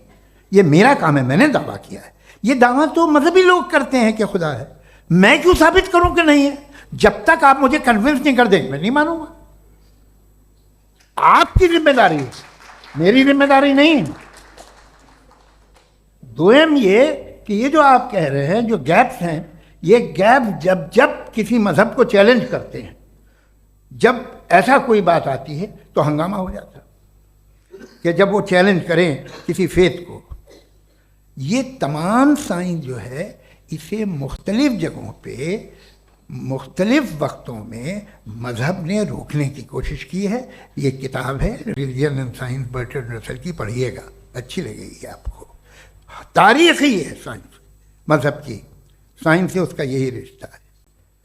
अच्छा, अब ये हम सोचें कि बहरहाल ये वजूद जो है मजहब और ये बिलीव इन गॉड इंसान को बेहतर बना देता है, तो एक काम कीजिए, हिंदुस्तान वर्ल्ड का नक्शा लीजिए और मार्क कीजिए कि रिलीजन कहाँ कहाँ ज़्यादा है, कहाँ कहाँ, चाहे वो लैटिन अमेरिका हो या मिडल ईस्ट हो या फार ईस्ट हो या हिंदुस्तान के वो इलाके जहाँ मजहबियत ज़्यादा है। रख दीजिए नक्शा अलग। अब दूसरा नक्शा कि कहाँ कहाँ नाइंसाफ़ी, रिप्रेशन, औरतों के हुकूक की पामाली, जुल्म, डिक्टेटरशिप कहाँ है, नक्शा एक ही होगा। तो आप मुझे बताएं कि जो इसका तरकीब इस्तेमाल क्या है, खुदा का तरकीब इस्तेमाल तो बताइए। आप छोटी सी दवा सड़क पे बेचते हैं, उसकी भी तरकीब इस्तेमाल बताते हैं। इसके इस्तेमाल से तो फायदे नहीं हुआ किसी को। जो सारे के सारे खराब मुल्क हैं, खराब समाज है, वो सारे जुल्म खुदा के नाम पे करते हैं। वो गलत करते हैं, सही करते हैं, मुझे क्या लेना देना उससे। इस्तेमाल से मालूम होता ना। एक विस्की की बोतल कभी शायद देखी हो आपने, लाल रंग की होती है, उस पर रोशनी और छपड़ा इंतहाई खूबसूरत लगती है, क्या बिगाड़ रही है किसी का? उसका इस्तेमाल गलत है, इसलिए आप उसे नापसंद करते हैं। इसका इस्तेमाल गलत है, इस तसव्वुर का इस्तेमाल ही गलत है और हमेशा से गलत हुआ है। आप देख लीजिए, इंसानी तारीख देख लीजिए, आज देख लीजिए, हिंदुस्तान देखिए, दुनिया देख लीजिए क्या हो रहा है। इसे कैसे इस्तेमाल कर रहे हैं फेथ वाले लोग? क्या फेयर हैं, जस्ट हैं, जो अपने खुदाओं पे यकीन रखते हैं? वो किस तरह के लोग हैं? वो लोगों को इंसाफ देते हैं, वो बेहतर इंसान बने। तो इस दवा का फ़ायदा क्या है? चलो बहुत फ़ायदा हो रहा तो मैं इस्तेमाल कर लूँगा, मगर मुझे तो इस दवा का कोई फ़ायदा दिखता ही नहीं। मुझे तो ऐसा लगता, मैं एक और बात बताऊँ, अगर कोई आदमी मजहबी है और अच्छा आदमी है तो मैं उसकी बहुत इज्जत करता हूँ, इसलिए कि मेरा ख्याल है मजहबी आदमी का अच्छा होना मुझसे अच्छा होने से ज़्यादा मुश्किल है। भाई हर चीज़ की एक लिमिट है। आप इतना भाग सकते हैं, इतना नहीं भाग सकते, इतना वजन उठा सकते, इतना नहीं उठा सकते, इतना दूर देख सकते हैं, इतना दूर नहीं देख सकते। उसी तरह कॉमन सेंस कहता है कि आप में नेकी का भी एक कोटा होगा। अब आप अगर सुबह जाते हैं अपनी इबादत गाह और इबादत करते हैं, तो बाहर निकलते हैं तो आप तो यही महसूस करते हैं कि आपने एक बहुत अच्छा काम किया, आपकी नेकी का एक बहुत बड़ा कोटा खर्च हो गया जिससे किसी का कोई फ़ायदा नहीं। मैं तो नहीं जाता हूँ तो मुझे तो किसी को खाना खिलाना पड़ेगा, किसी बेवा की मदद करनी पड़ेगी। मैं अपना कोटा कैसे कंज्यूम करूँ? आप अपना कोटा, सारे मजहबी लोग इंतहाई यूजलेस कामों में यूज़ करते हैं। उसके बाद भी अगर आप में बच्ची है थोड़ी सी शराफत, तो भाई वाह क्या बात है।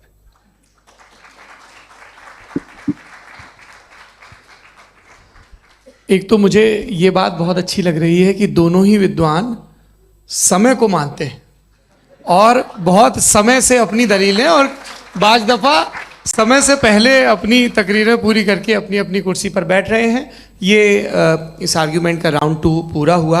अब रिबटल का राउंड 2 है और उसके बाद क्रॉस एग्जामिनेशन होगा। नहीं, आपका आर्ग्यूमेंट हो गया सर। हमारे यहाँ स्कूल के सिलेबस में पंच परमेश्वर कहानी पढ़ाई जाती है, प्रेमचंद जी की लिखी हुई। आप निश्चिंत रहिए, आपके कोई राउंड में मिस नहीं होने दूंगा। रिबटल का राउंड 2, मुफ्ती शमाइल नदवी साहब।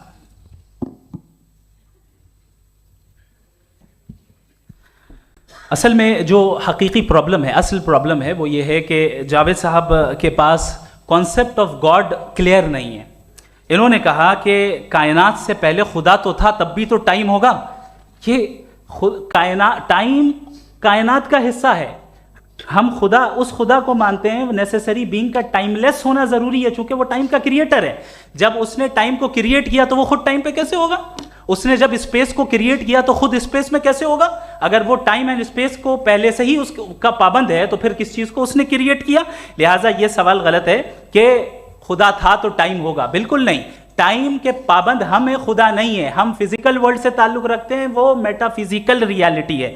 दूसरी चीज इन्होंने मिसाल दी कि चाय की केतली हवा में घूम रही होगी, और पता नहीं शायद वो बर्टन रसल का उन्होंने हवाला दिया। बहरहाल यही प्रॉब्लम है। प्रॉब्लम यही है कि हम चीजों के दरमियान डिफरेंशिएट नहीं कर पाते हैं।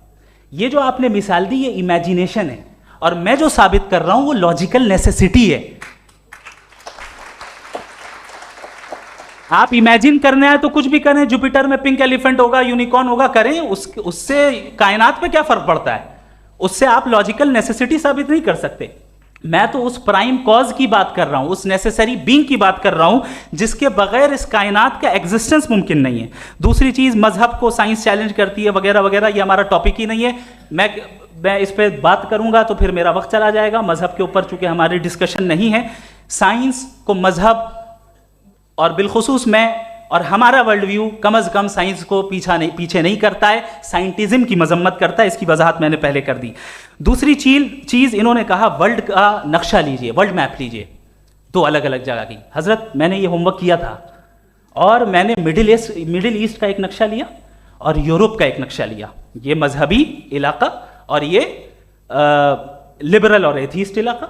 मुझे पता चला कि सबसे ज्यादा रेप केसेस जो हैं वहां पर है।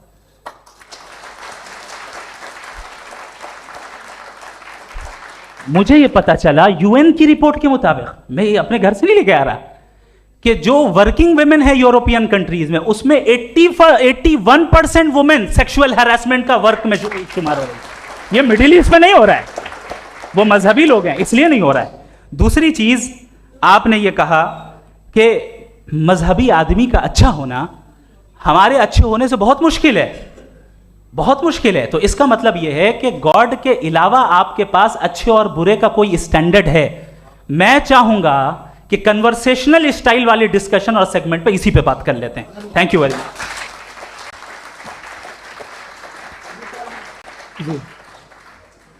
ये रिबटल का राउंड 2 है, आपके पास 5 मिनट का वक्त है, और इसके बाद क्रॉस एग्जामिनेशन शुरू करेंगे। आप चाहें तो जो इन्होंने सवाल पूछे उनके जवाब आप रिबटल में भी दे सकते हैं। जी जी, देखिए पहले तो ये बात कि ये मिसाल गलत है।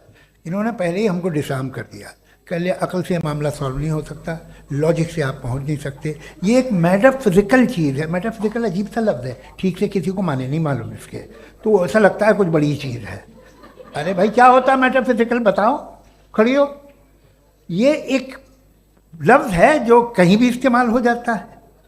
जब आप एक बात कर रहे हैं और आप मुझसे बहस कर रहे हैं तो मुझे मेटाफिजिकल मत बताइए, आप लॉजिकली मुझे प्रूव किए। और अगर लॉजिकली आप नहीं बात करते साहब ये मेटाफिजिकल है, तो फिर हम आप बात क्या कर रहे हैं? मेरा आपका किस ज़बान में कॉन्वर्सेशन हुआ? और ये कहना कि वक्त पहले नहीं था, तो फिर क्यों कहते हैं ये हमेशा से और हमेशा रहेगा? हमेशा वक्त है, तो आप कैसे कहते हैं वो हमेशा से है और हमेशा रहेगा? हमेशा का मतलब है कोई वक्त, अगर वक्त ही नहीं है तो हमेशा कैसे? बाहर वो रहेगा।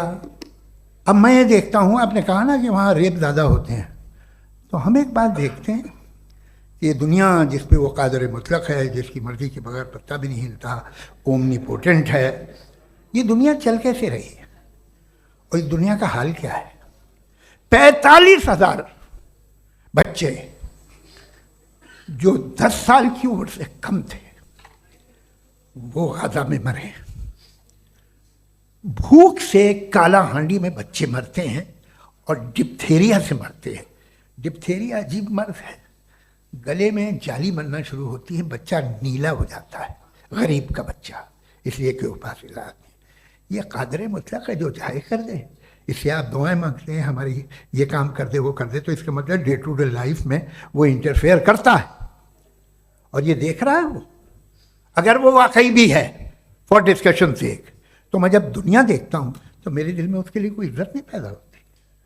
ये क्या कर रहे हो तुम पूरे ऑल पावरफुल हो, ओमनीपोटेंट हो, ओमनी प्रेजेंट हो। तुम तो वहाँ गाजा में रहे होगे ना, तुम हर जगह हो।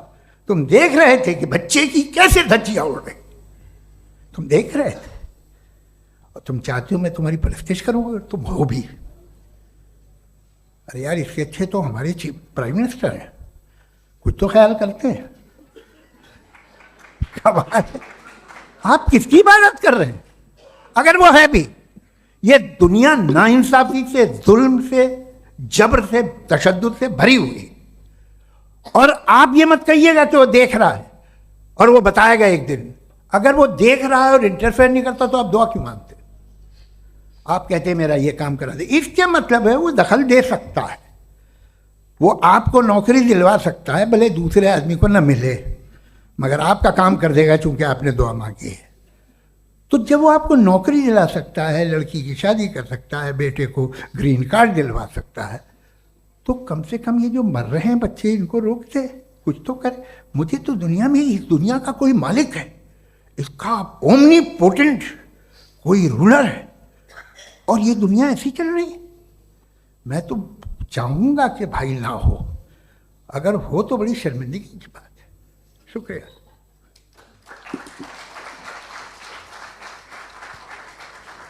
देवियों और सज्जनों, इस बहस के 2 राउंड और 2 रिबटल पूरे हो चुके हैं। अब सबसे ज़रूरी और सबसे मुश्किल राउंड शुरू हो रहा है, क्रॉस एग्जामिनेशन का। अब इन विद्वानों की सज्जनता की एक परख भी होगी, और वक्त हमने 16 मिनट का तय किया है। पहला सवाल आप पूछना चाहेंगे? जी बिल्कुल। पहले बोले भी आप। आप माइक ले लीजिएगा हाथ में, नीचे से।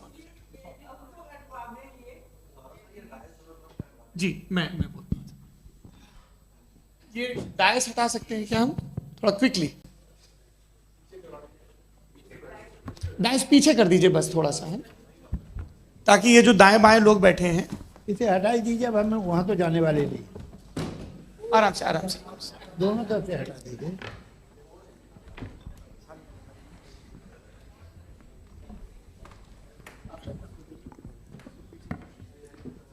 इस बीच आप लोग भी अपने अपने सवाल तैयार कर लें। ये ध्यान रखेंगे कि मैं यहाँ से सवाल लूँगा, आप लोगों को अपना हाथ ऊपर करना है, अपना नाम बताना है और अधिकतम 3 वाक्यों में अपना सवाल पूरा करना है। कई लोग सवाल की जगह भाषण देने लगते हैं, उससे आज बचना है।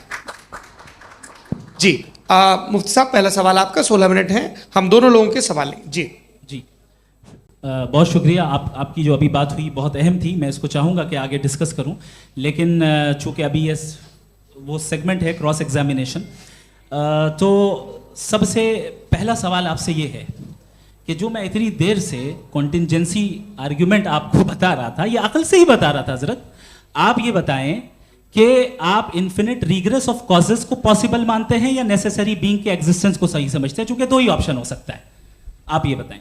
देखिए, आपको मैं ईमानदारी से बात करूं, एक तो मैं कॉन्टिजेंसी वर्ड ठीक से समझता हूँ, और इस वक्त भी जो आपने अंग्रेजी के अल्फाज इस्तेमाल किए वो ज़रा थोड़े से मुझे डिफ़िकल्ट और कॉम्प्लिकेटेड लगे, तो आप ज़रा सिंपल ज़बान में सवाल कर सकते हैं? बिल्कुल कर सकता हूँ जी। यूनिवर्स की हर चीज कॉन्टिंजेंट होने का मतलब यह है कि वो अपने एग्जिस्टेंस में किसी के ऊपर डिपेंडेंट है। जो भी चीज डिपेंडेंट होगी वो चीज इंडिपेंडेंट नहीं हो सकती, तो उसका कोई ना कोई कॉज होगा। तो अब आप क्या समझते हैं कि ये इन्फिनिट रिग्रेस है, यानी कॉज पर कॉज, कॉज पर कॉज, कॉज पर कॉज, और कभी कोई यानी ये एंडलेसली चलता रहा? क्योंकि अगर ऐसा होगा तो हम तो एग्जिस्टेंस में आते ही नहीं। लॉजिकली ये मुत्तफक अलैह चीज है, मुत्तफक अलैह अग्रीड अपॉन। ओके,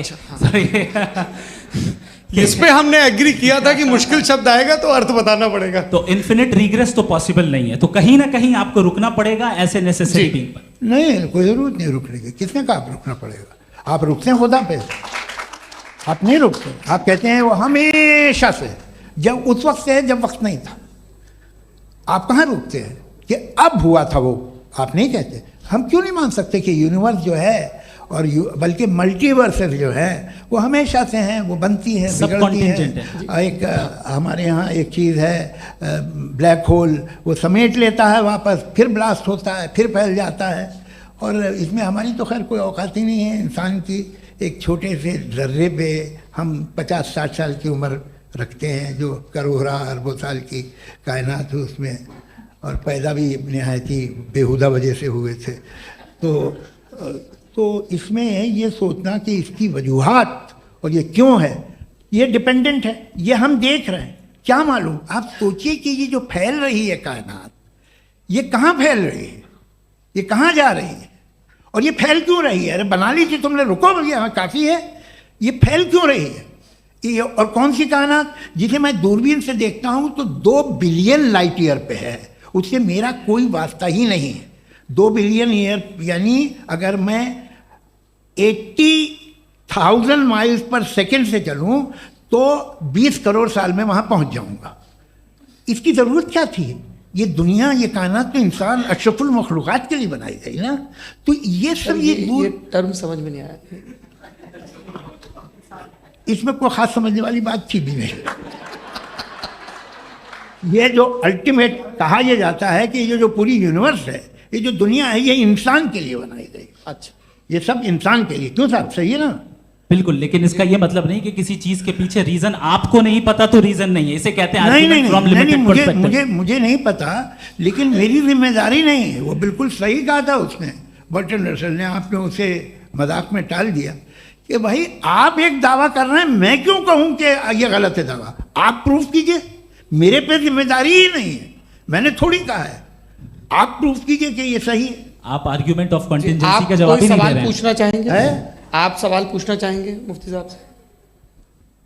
क्योंकि ये क्रॉस एग्जामिनेशन का दौर है। आप जैसे पहले बोल रहे थे फेथ को लेके कुछ, मैं ये पूछना चाहूँगा कि खुदा ने जो भी रेवलेशन किए हैं, एक मज़हब के नहीं बहुत से मज़हबों में किए हैं, अलग अलग रेवलेशन है। कहीं कुछ एक बातें हैं, कॉन्ट्रडिक्शन भी है आपस में, कहीं कुछ आप कर सकते हैं, कहीं कुछ नहीं कर सकते। ऐसा नहीं है कि सबकी कोड ऑफ मॉरल एक है। तो ये किस्सा क्या है?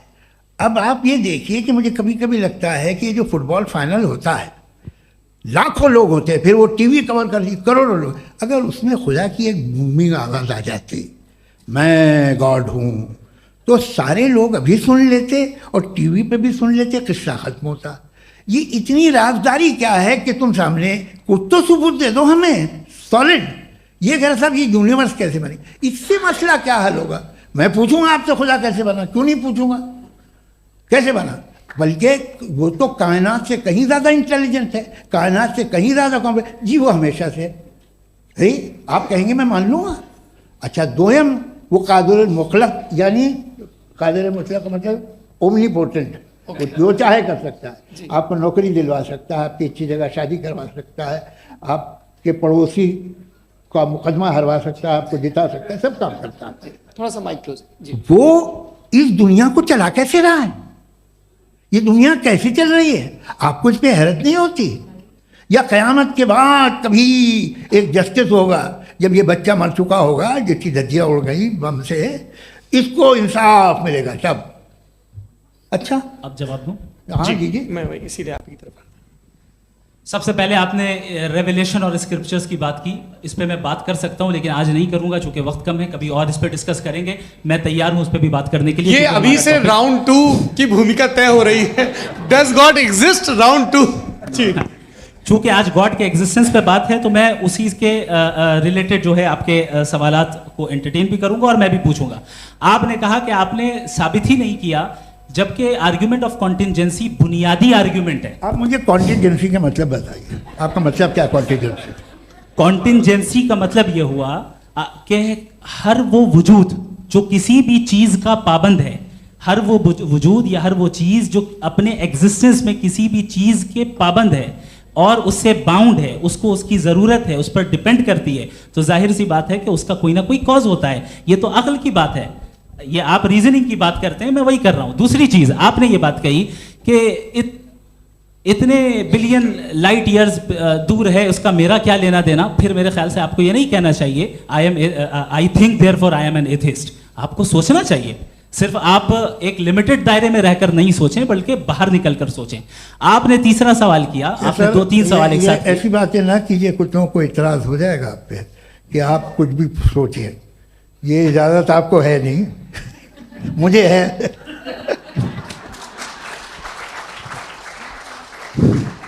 जी, आपने प्रॉब्लम ऑफ इविल के ताल्लुक से सवाल किया और बार बार आप एक लफ्ज रिपीट कर रहे हैं कि ओमनीपोटेंट गॉड है। ऑल पावरफुल गॉड है।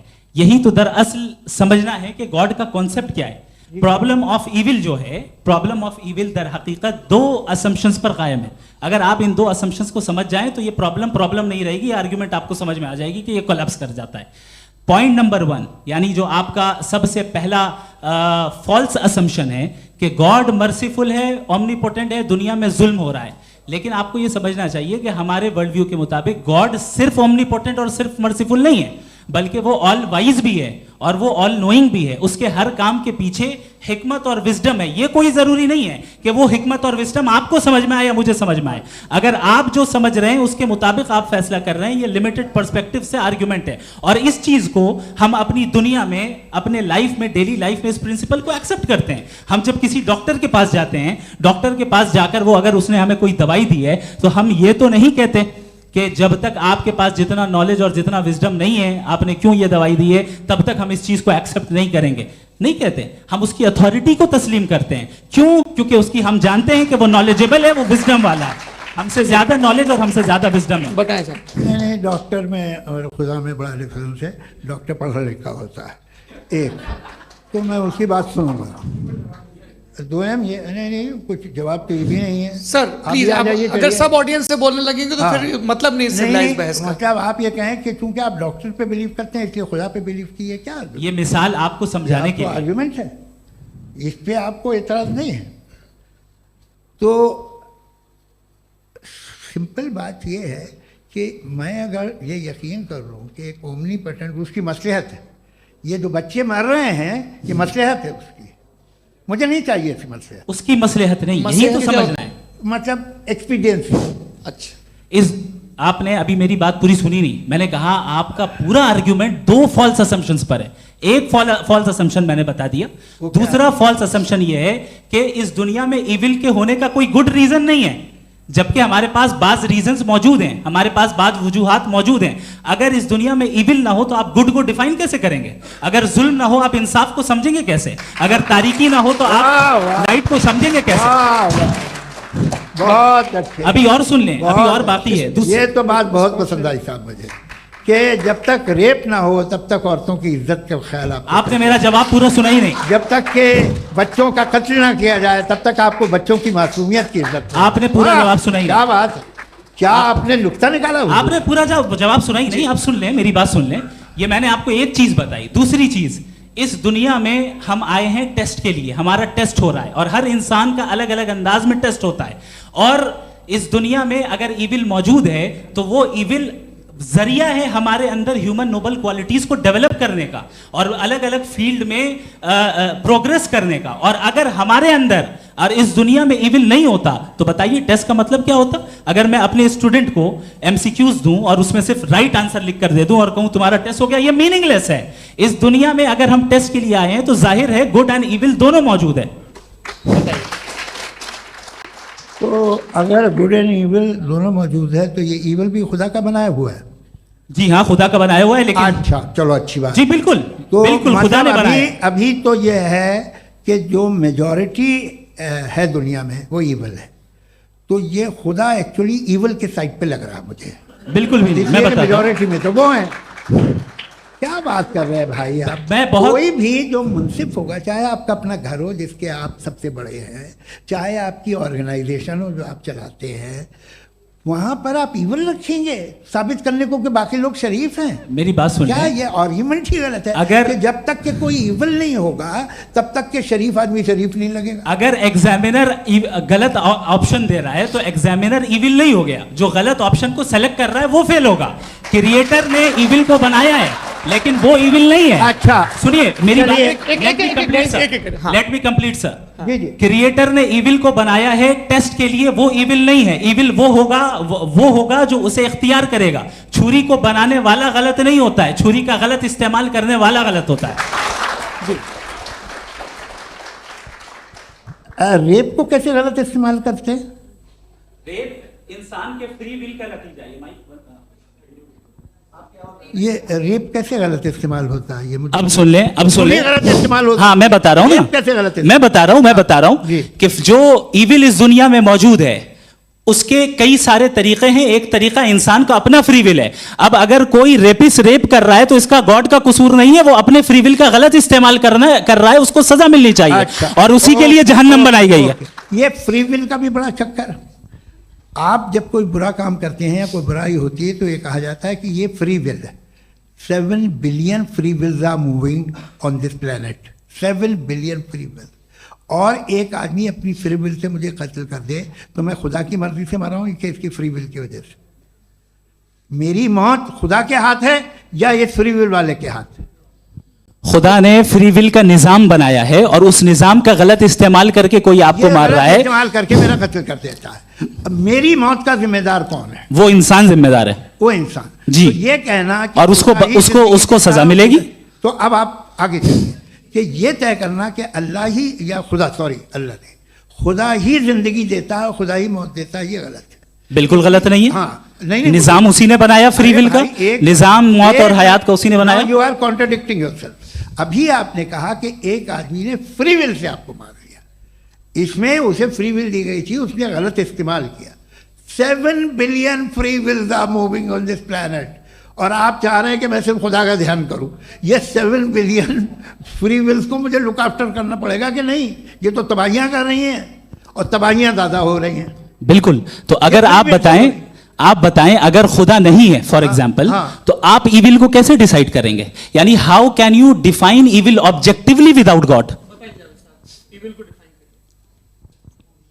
देखिए, दुनिया में 2 तरह के जानवर हैं। एक जो अकेले रहते हैं जंगल में और एक जो ग्रुप्स में रहते हैं। ग्रुप में जो भी रहेगा, चाहे वो आपका फाउंडेशन हो, चाहे कोई क्लब हो, चाहे कोई पॉलिटिकल पार्टी हो, चाहे कोई यूनिट हो, उसमें आपको इंटरैक्ट करने के रूल बनाने पड़ेंगे। यानी लोग तय करेंगे।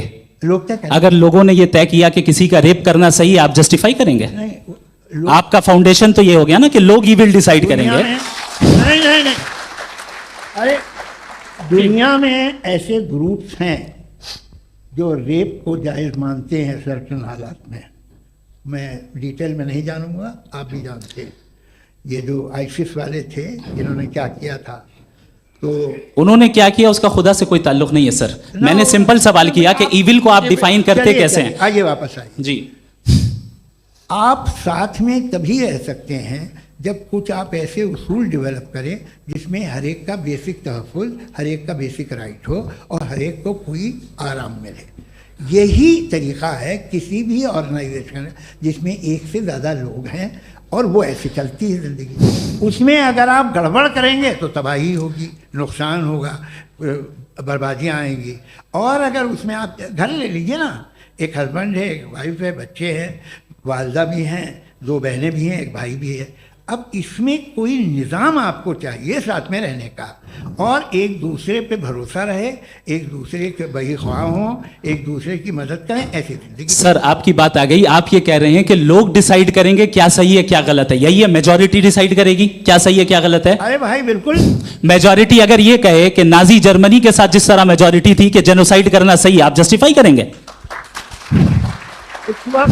उस वक्त आपका ये सवाल थे उसके बाद क्लोजिंग। हाँ, उस वक्त प्लेनेट पे जो लोग थे, हाँ। उनमें कितने लोग हिटलर को सही समझते? अच्छा, प्लेनेट की मेजॉरिटी तय करेगी सोसाइटी की नहीं। प्लेनेट की मेजॉरिटी गॉड के एग्जिस्टेंस को सही मानती है, आप क्यों नहीं मानते? ये हेलो ये क्रॉस क्वेश्चन का राउंड यहाँ पर समाप्त होता है।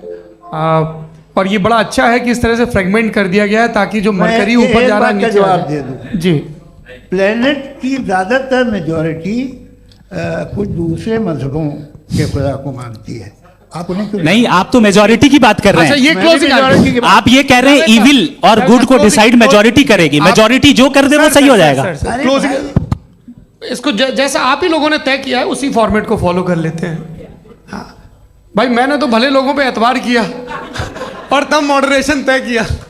जी, आपके पास 5 मिनट का वक्त है, क्लोजिंग आर्ग्यूमेंट है, उसके बाद हम ऑडियंस से क्वेश्चन आंसर लेंगे जावेद साहब की क्लोजिंग आर्ग्यूमेंट के बाद। ओके, बहुत शुक्रिया। जी, हमारा जो टॉपिक है डज गॉड एग्जिस्ट, मैं इस पे इतने एकेडमिक तैयारी करके आया था, मुझे था कि मैंने सोचा था कि कई सारे मैं आर्ग्यूमेंट्स दूंगा, लेकिन वक्त की भी किल्लत और जावेद साहब बार बार इधर उधर चले जा रहे थे तो उसको भी थोड़ा एंटरटेन करना पड़ गया।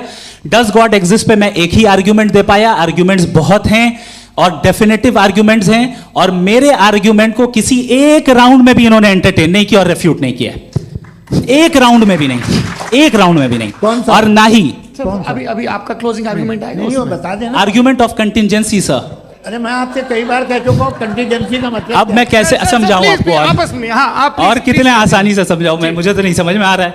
बस- आप अपनी- sir, argument sir, of contingency Urdu में बोल सकते हैं। हाँ, आप अपनी बात पूरी कर लें जी। आखिरी 4 मिनट। दूसरी चीज, just a minute please ma'am, can I talk? दूसरी चीज ये है कि आपने एक तो इसका जवाब नहीं दिया, दूसरा आपने गॉड के ना होने पर कोई डेफिनेटिव आर्ग्यूमेंट नहीं दिया, सिर्फ मजहब पे बात कर रहे हैं आप। मजहब तो आज हमारा टॉपिक ही नहीं था, आज तो हमारा टॉपिक हो, आप मजहब से ले लेकर आईएस तक चले गए। भाई हमारा क्या ताल्लुक है उससे?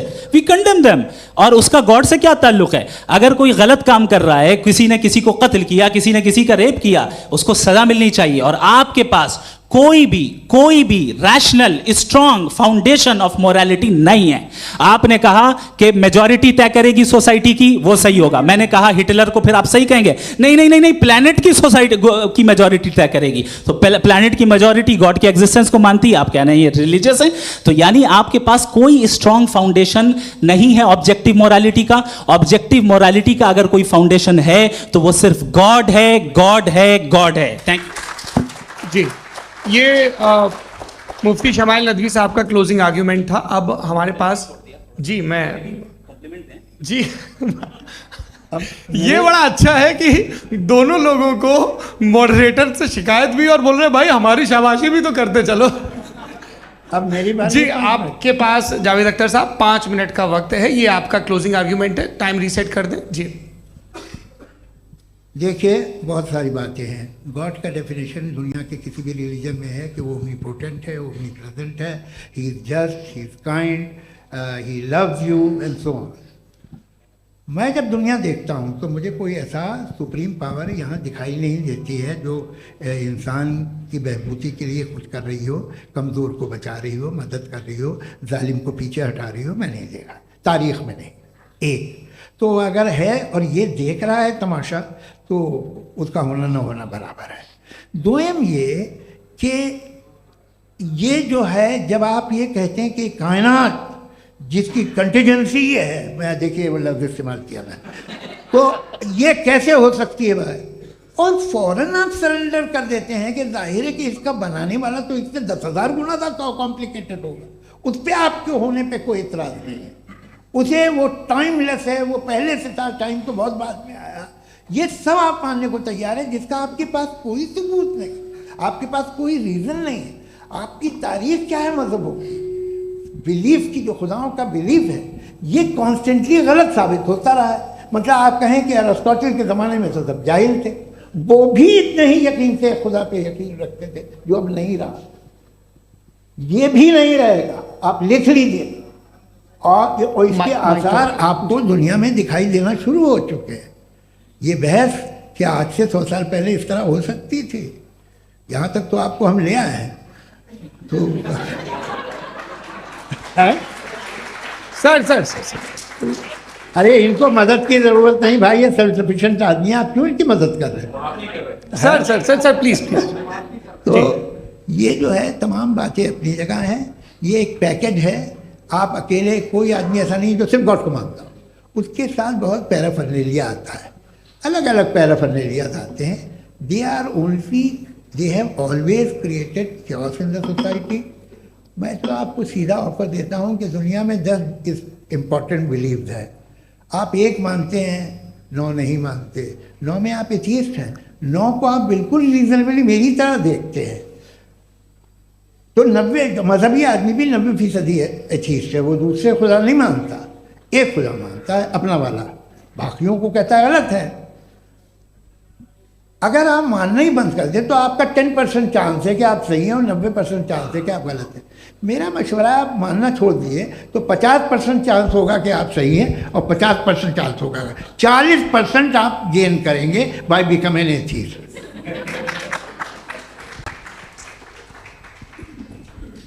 ये एक फरसूदा ख्याल है, ये ख़त्म हो रहा है।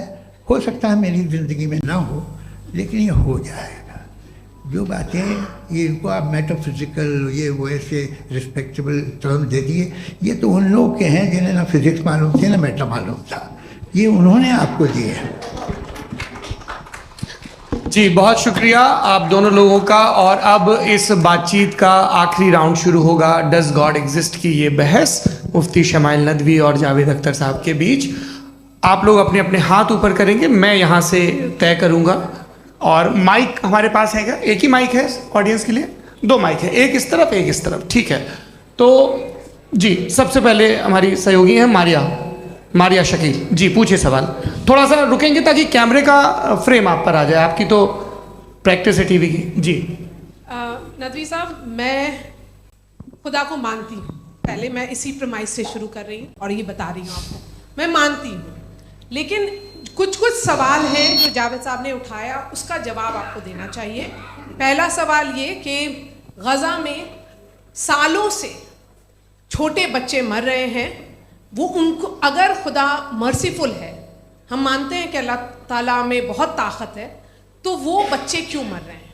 दूसरी बात ये कि अगर कंटिजेंसी की जो आप बात करते हैं, पूरे मुस्लिम ममालिक मिल करके भी उन गज़ा के बच्चों को क्यों नहीं बचा पा रहे हैं? क्योंकि अगर वो चाहते, क्योंकि अल्लाह ताला उन पर हुकूमत करते हैं, सब पर हुकूमत करते हैं, तो वो उनको क्यों नहीं बचा? जी थैंक यू वेरी मच।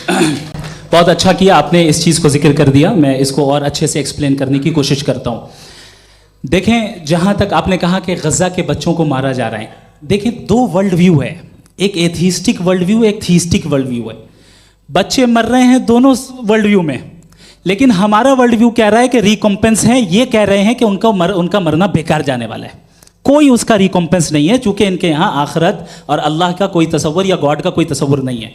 आपने ये सवाल किया कि गॉड मर्सीफुल है, क्यों नहीं रोकता? ये मैंने बताया कि ये मिसकंसेप्शन है लोगों के दरमियान कि गॉड को सिर्फ मर्सीफुल और ओमनीपोटेंट समझते हैं। गॉड के सिर्फ यही 2 एट्रीब्यूट्स नहीं हैं, गॉड के कई सारे एट्रीब्यूट्स हैं, उनमें से अल हकीम भी है, उनमें से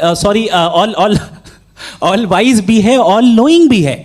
लिहाजा अगर इस दुनिया में किसी को तकलीफ आ रही है और गॉड उसको नहीं रोक रहा है, वो इसलिए नहीं रोक रहा है चूंकि इंसानों को फ्री विल दिया गया है।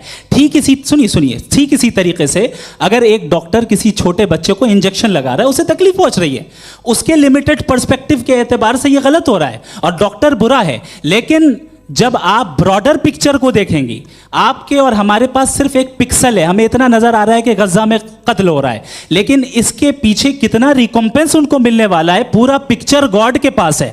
तो एक पिक्सल से आप पूरे पिक्चर को कभी भी जज नहीं कर सकती। आप इसमें कुछ जोड़ना चाहेंगे? आपको कुछ बोलना है इसमें? भैया आपने बहुत अच्छा जस्टिफिकेशन दिया, या आप वो जो वहाँ के प्राइम मिनिस्टर इजराइल के उन्हें भेजिए, वो बहुत खुश होंगे। आप जस्टिफिकेशन दे देना कि अगर गॉड नहीं है तो बच्चे क्यों मर रहे हैं, आप बताएं। वो ये सवाल पूछ रहे हैं कि अगर आप ईश्वर का अस्तित्व नहीं मानते हैं तो उन बच्चों की मौत को आप कैसे इंटरप्रेट करते हैं?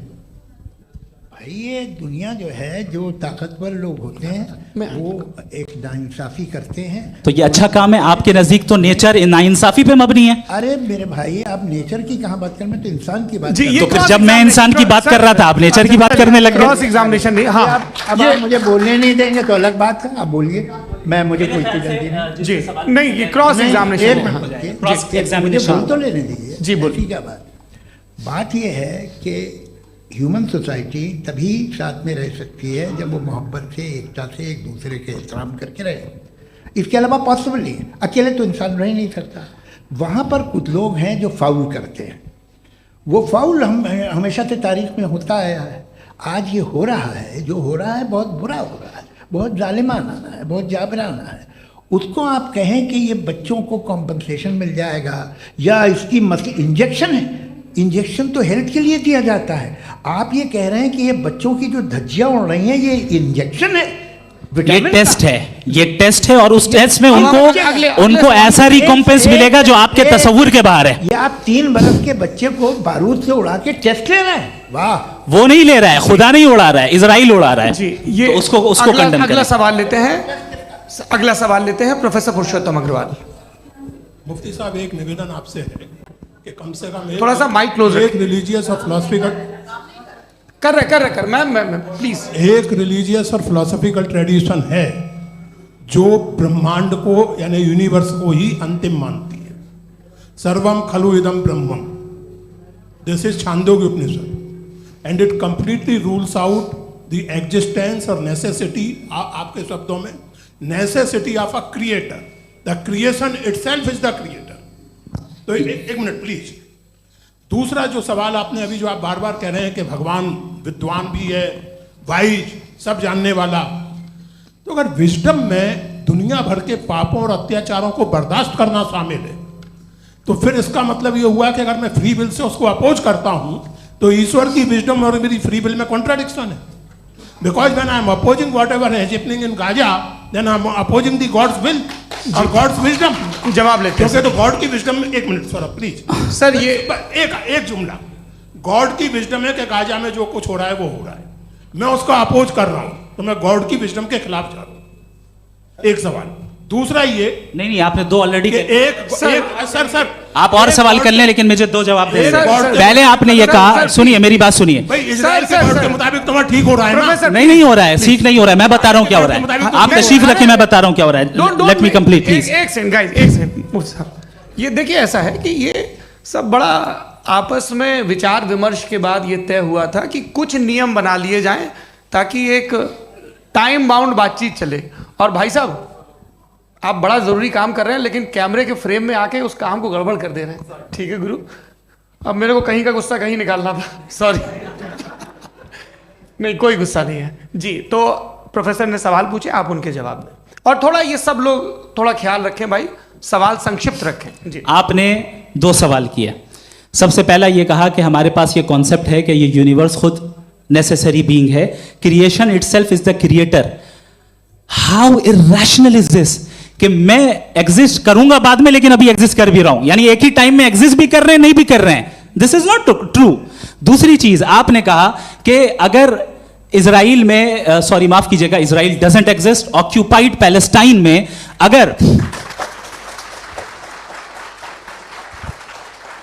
अगर ऑक्यूपाइड पैलेस्टाइन में बच्चों को मारा जा रहा है फ्री विल की वजह से और गॉड नहीं रोक रहा, ये कॉन्ट्रडिक्शन है। ये बताइए कि एक एग्जाम में एक बच्चा गलत आंसर लिख रहा है, सुनिए, एग्जामिनर चाहे तो रोक सकता है, क्यों नहीं रोक रहा है?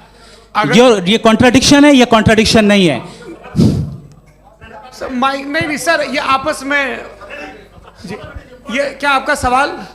माइक दीजिए। फ्री विल दिया गया है टेस्ट के लिए, अकाउंटेबिलिटी के लिए। अगर फ्री विल नहीं होता तो आप कहते हैं हमें रोबोट बना दिया गया। नॉट मिसरिप्रेजेंट माय पोजीशन, आपकी जो भी पोजीशन, मैं अपनी फ्री विल के नाते, अपने ह्यूमन विजडम के नाते गाजा में हो रही अत्याचार का विरोध करता हूं। बिल्कुल करना चाहिए। आपके हिसाब से मैं गॉड की विजडम का विरोध कर रहा हूं? बिल्कुल नहीं, जो हो रहा है गॉड की, बिल्कुल भी नहीं, बिल्कुल भी नहीं। उसका वहां पर गाजा में कत्ल होना ये इंसानों के गलत इस्तेमाल का नतीजा है, फ्री विल के इस्तेमाल का नतीजा है। गॉड इसका हुक्म नहीं देता, उससे रोकता है। यही तो मसला है ना, आपके लिए कॉन्सेप्ट क्लियर है? नहीं भाई, आपने तो बताया था इंजेक्शन लगाने से बच्चे को तकलीफ होती है, ये इंजेक्शन लगा। सर आप ऐसे रेटोरिक स्टेटमेंट दे तब तो कोई मसला नहीं समझते रहेंगे। This is a rhetoric statement, this is not a logical argument sir. I am sorry, I am sorry. आखिरी 30 मिनट बड़े मुश्किल होने वाले हैं जी। मुफ्ती साहब आगे बैठे हैं, इनको माइक दीजिए। हाँ, तरुण माइक आप अपने पास रखिए, आपको कैमरे का फ्रेम पता है जी। सबसे पहले दोनों को मुबारकबाद। एक सर अपना आप नाम बता दें। आप अमेरिका में शिकागो में रहते हैं, इतना मुझे याद है। बताया आप, यासिर नदीम अलवाजदी मेरा नाम है।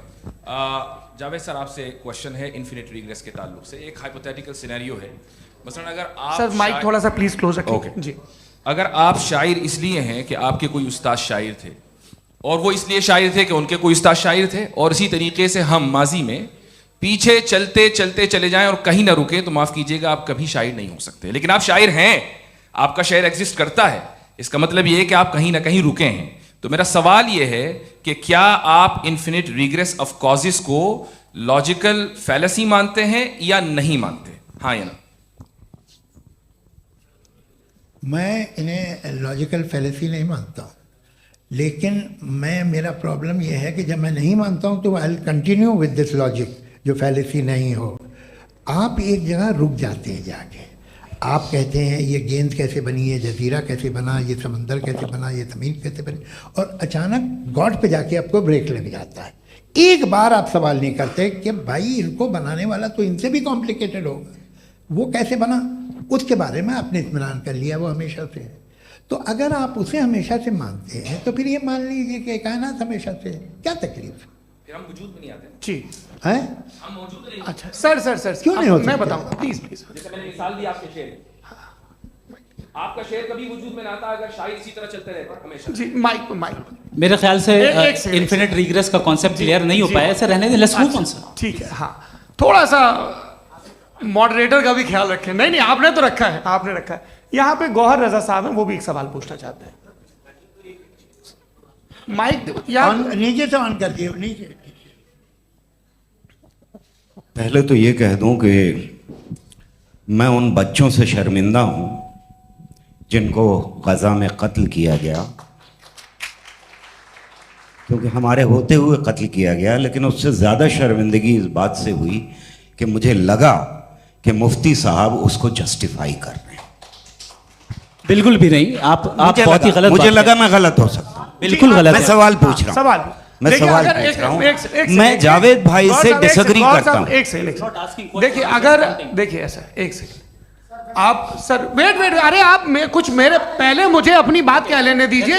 अगर ऑडियंस तय करेगी तो फिर मॉडरेटर का मतलब नहीं। मेरा आप सबसे ये कहना है, ये बहस दो लोगों के बीच में है, एक तरफ मुफ्ती साहब, एक तरफ जावेद साहब। पिछले 1.5 घंटे से ये लोग अपने अपने तर्क रख रहे हैं। आपकी इनसे इत्तेफाकी हो सकती है, ना इत्तेफाकी हो सकती है। मेरे उस्ताद मुझे सिखा गए हैं कि मुखामुखम में असहमति की गुंजाइश बची रहनी चाहिए। अगर मैं आपकी बहुत इज्जत करता हूं गौहर साहब, आपने जो कमाल की किताबें लिखी, साइंटिफिक टेम्परामेंट, लेकिन मेरी ये गुजारिश है आप सबसे कि यदि आप इन लोगों ने जो बोला उन पर टिप्पणियां करेंगे तो ना वक्त की पाबंदी रहेगी, ना वो अनुशासन। आप सवाल पूछ लें, उस सवाल में जो बात आ जाए वो आ जाए। मैं जावेद साहब से डिसएग्री करता हूं, इसलिए जावेद साहब से सवाल पूछ रहा हूं। आपका सवाल जावेद अख्तर साहब से। और सवाल ये है मेरा कि जावेद साहब ने कई बार लॉजिक का इस्तेमाल किया कि साइंस में लॉजिक है और रिलीजन में लॉजिक नहीं है। मेरा ख्याल ये है कि रिलीजन में भी लॉजिक है, लेकिन उस लॉजिक की बेसिस ये है कि आप रुक जाते हैं, जिसका जिक्र जावेद साहब ने बार बार किया, यानी खुदा के तसव्वुर पे आते हुए, गॉड के तसव्वुर पे आते हुए रुक जाते हैं। और इसमें सवाल पूछना मतलब फॉरबिडन होता है। सवाल ये है कि क्या जावेद साहब इससे एग्री करते हैं कि साइंस की लॉजिक अलग है और रिलीजन की लॉजिक अलग है? बताइए सर। देखिए, 3 चीज़ें हैं, साइंस है, एक है मंतिक है, इस्तिदलाल है, और एक जो है कुछ भी नहीं है, फेथ है, अकीदा है। मैं अकीदे की लॉजिक का कायल नहीं हूँ। मुझे आप इस्तिदलाल से, लॉजिक से, रीज़न से समझाइए, मैं मानने को तैयार हूँ, मेरा क्या नुकसान होगा। लेकिन ये कि अकीदे पे मैं नहीं जा सकता हूँ। अकीदे का मतलब है कि तुम ये मान लो, सवाल ना करो, ये नहीं। आप सारी बातें करके, बड़ी साइंटिफिक बातें करके एक जगह जाके खुदा के हुदूद पे रुक जाते हैं, सरेंडर कर देते हैं। मैं सरेंडर करने को तैयार नहीं। दैट्स ऑल जी। ये आगे सर बैठे हुए हैं, इनको माइक दीजिए। भाई। वो आप पूछना चाह रहे थे ना भाई? हाँ नहीं मैं ये थैंक यू जी। आपका नाम? आसिम इफ्तिखार। आसिम जी, पूछे। सर जावेद सर से सवाल है कि आपने अपने माइक थोड़ा करीब रखिए। अपने क्लोजिंग स्टेटमेंट में ये बात कही थी कि मज़हब का जो फ्यूचर है वो ज़्यादा दिन नहीं जाने वाला है, लेकिन मैं देख पा रहा हूँ कि जो ऑक्सफोर्ड यूनिवर्सिटी की एक स्टडी है 2011 में हुई है, जिसके 50 एकेडमिशियंस ने इसको अंजाम दिया था, उसमें वो ये कहते हैं कि जो फेथ इन गॉड है वो इनबिल्ट है ह्यूमन नेचर के अंदर, जिसको हम कहते हैं फितरत के अंदर शामिल है वो। और वो ये कहते हैं कि अगर कोई ये समझता है कि मज़हब को वो ख़त्म कर देगा तो ये उसकी गलत फहमी है। तो आप इसके बारे में, इस स्टडीज़ के बारे में क्या कहते हैं? ठीक है, मैं उनसे एग्री नहीं करता हूँ। वो कौन से प्रोफेसर होंगे? ऐसा उनके क्या पास डेटा है, इन्होंने डेटा के बेस होगा। डेटा क्या हो सकता है? फ्यूचर का डेटा तो नहीं हो सकता ना उनके पास, प्रेजेंट का डेटा हो सकता है। डेटा आपने सुना 100 साल पहले का बाद का डेटा? मैंने तो नहीं सुना आज तक। तो आज उनकी ये राय है और हो की राय, ठीक है, दुनिया में तरह तरह की राय है लोग, लेकिन मैं समझता हूँ कि वक्त के साथ इंसान ज़्यादा से ज़्यादा रीज़नेबल और लॉजिकल होता जा रहा है। आज आप देखिए वेस्टर्न यूरोप में क्या परसेंटेज है नॉन बिलीवर्स की, बहुत हाई, वहाँ चर्च खाली पड़े होते हैं। तो अल्टीमेटली तो इंसान कोई ऐसी बात बहुत अरसे तक नहीं मान सकेगा, चाहे गलत या सही, जो उसे उसके दिमाग को, उसके जहन को, उसके लॉजिक को अपील न करे। वो कह रहे हैं तो ऑक्सफोर्ड के होंगे तो कैम्ब्रिज के होंगे, तो मुझे क्या लेना देना, उनका डेटा मुस्तकबिल का नहीं हो सकता है।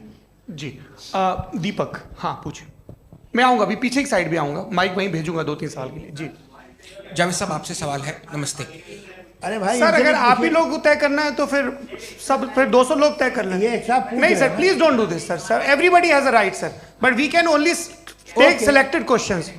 नो नो सर, ये यंग लोग भी हैं तो इनकी ये अब उतने यंग, भाई आप यंग हैं कि नहीं हैं? वो कह रहे हैं वो भी यंग हैं साहब, आप उनकी नौजवानी पर दावा उनको ही करने थे।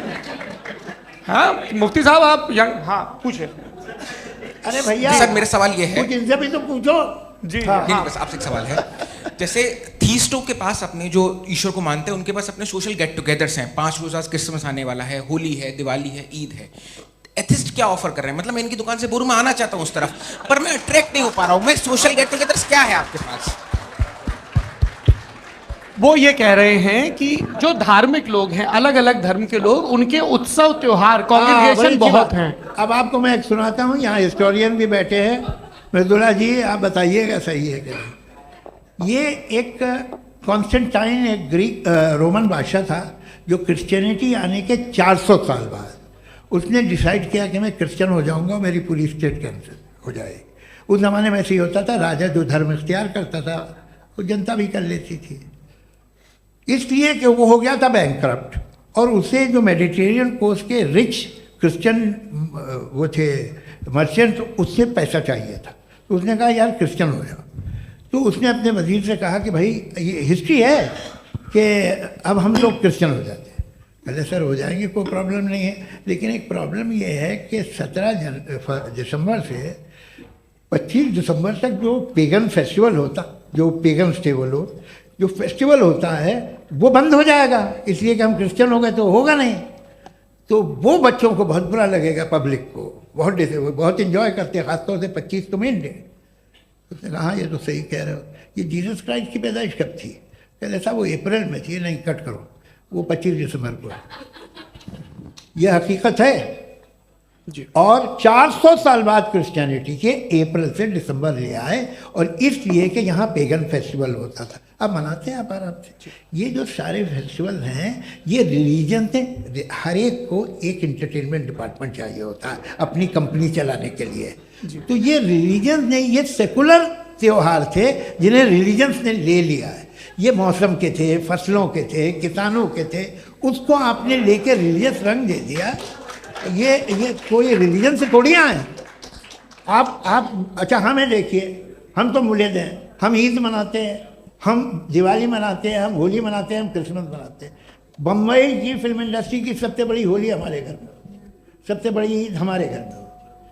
वो हमारी सोशल वो है, हमारा हेरिटेज है। ऐसा थोड़ी है कि we will throw the baby along with the water. ये तो अच्छी चीज़ है, इन्हें रखो, जो बेकार है फेंक दो। जी हाँ हेलो जी, मेरा सवाल नादवी जी से है। जैसा कि आपने बोला कि गॉड टाइम के भी परे हैं, और गॉड इतनी कॉम्प्लेक्स चीज़ है कि उसे ह्यूमन माइंड समझ नहीं सकता, और गॉड ने अर्थ पे फ्री विल भी दे दी है। तो आप अपना वक्त ज़ाया क्यों कर रहे हैं गॉड के बारे में बात करके? अपन को तो बात करनी चाहिए कि सोसाइटी को बेहतर कैसे करें। जी, मैं गॉड वही बताता है सोसाइटी को कैसे बेहतर करें। अभी मैं आपका जवाब देता हूँ।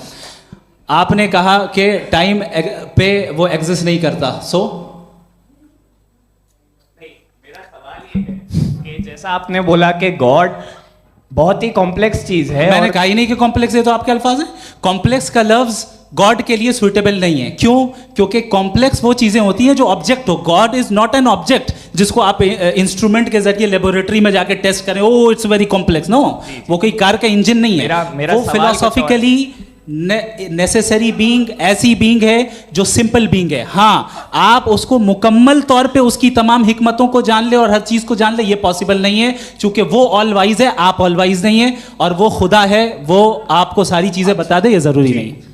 मेरा सवाल ये नहीं था, मेरा सवाल ये था कि जब गॉड इतना परे है इस दुनिया से कि उसने अर्थ पे फ्री विल भी दी है, हम सब ह्यूमंस की फ्री विल है, और जो सोसाइटी में हो रहा है वो अपन लोग डिसाइड करेंगे, तो अपन लोग डिसाइड नहीं करेंगे ना, अपन लोग डिसाइड नहीं करेंगे।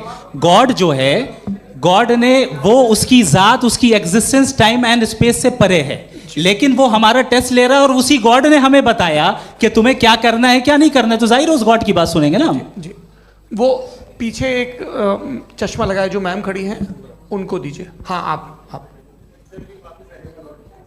जी जी बिल्कुल आएंगे। देखिए मैं कोशिश कर रहा हूँ सब तरफ जाने की। हाँ, उनको दीजिए माइक। जी, हेलो सर, मैं ओमनी प्रेजेंट नहीं हूँ, टाइम पाबंद हूँ और जहां तक कोशिश कर सकता हूँ करूंगा। जी, अपना नाम बताइए। मेरा नाम उर्सुला है, मैं दिल्ली यूनिवर्सिटी की एक स्टूडेंट हूँ और मैं स्टूडेंट फेडरेशन ऑफ इंडिया से हूँ। मेरा सवाल मुफ्ती जी से है कि इस हॉल के इस कमरे में बैठ के हम लोग रेप की मोरालिटी के बारे में फिलोसफिकली बात तो कर सकते हैं, बट असलियत ये है कि रोज़मर्रा की ज़िंदगी में औरतें रेप के थ्रू गुजरती हैं, और हम लोग सिर्फ नंबर्स पे इस तरह नहीं देख सकते, क्योंकि कितनी औरतें हैं इन कंट्रीज़ में जहाँ पे आप बता रहे हैं कि केसेस कम हैं, जिनका एक्सेस है कि वो जाके केस फाइल कर सकें।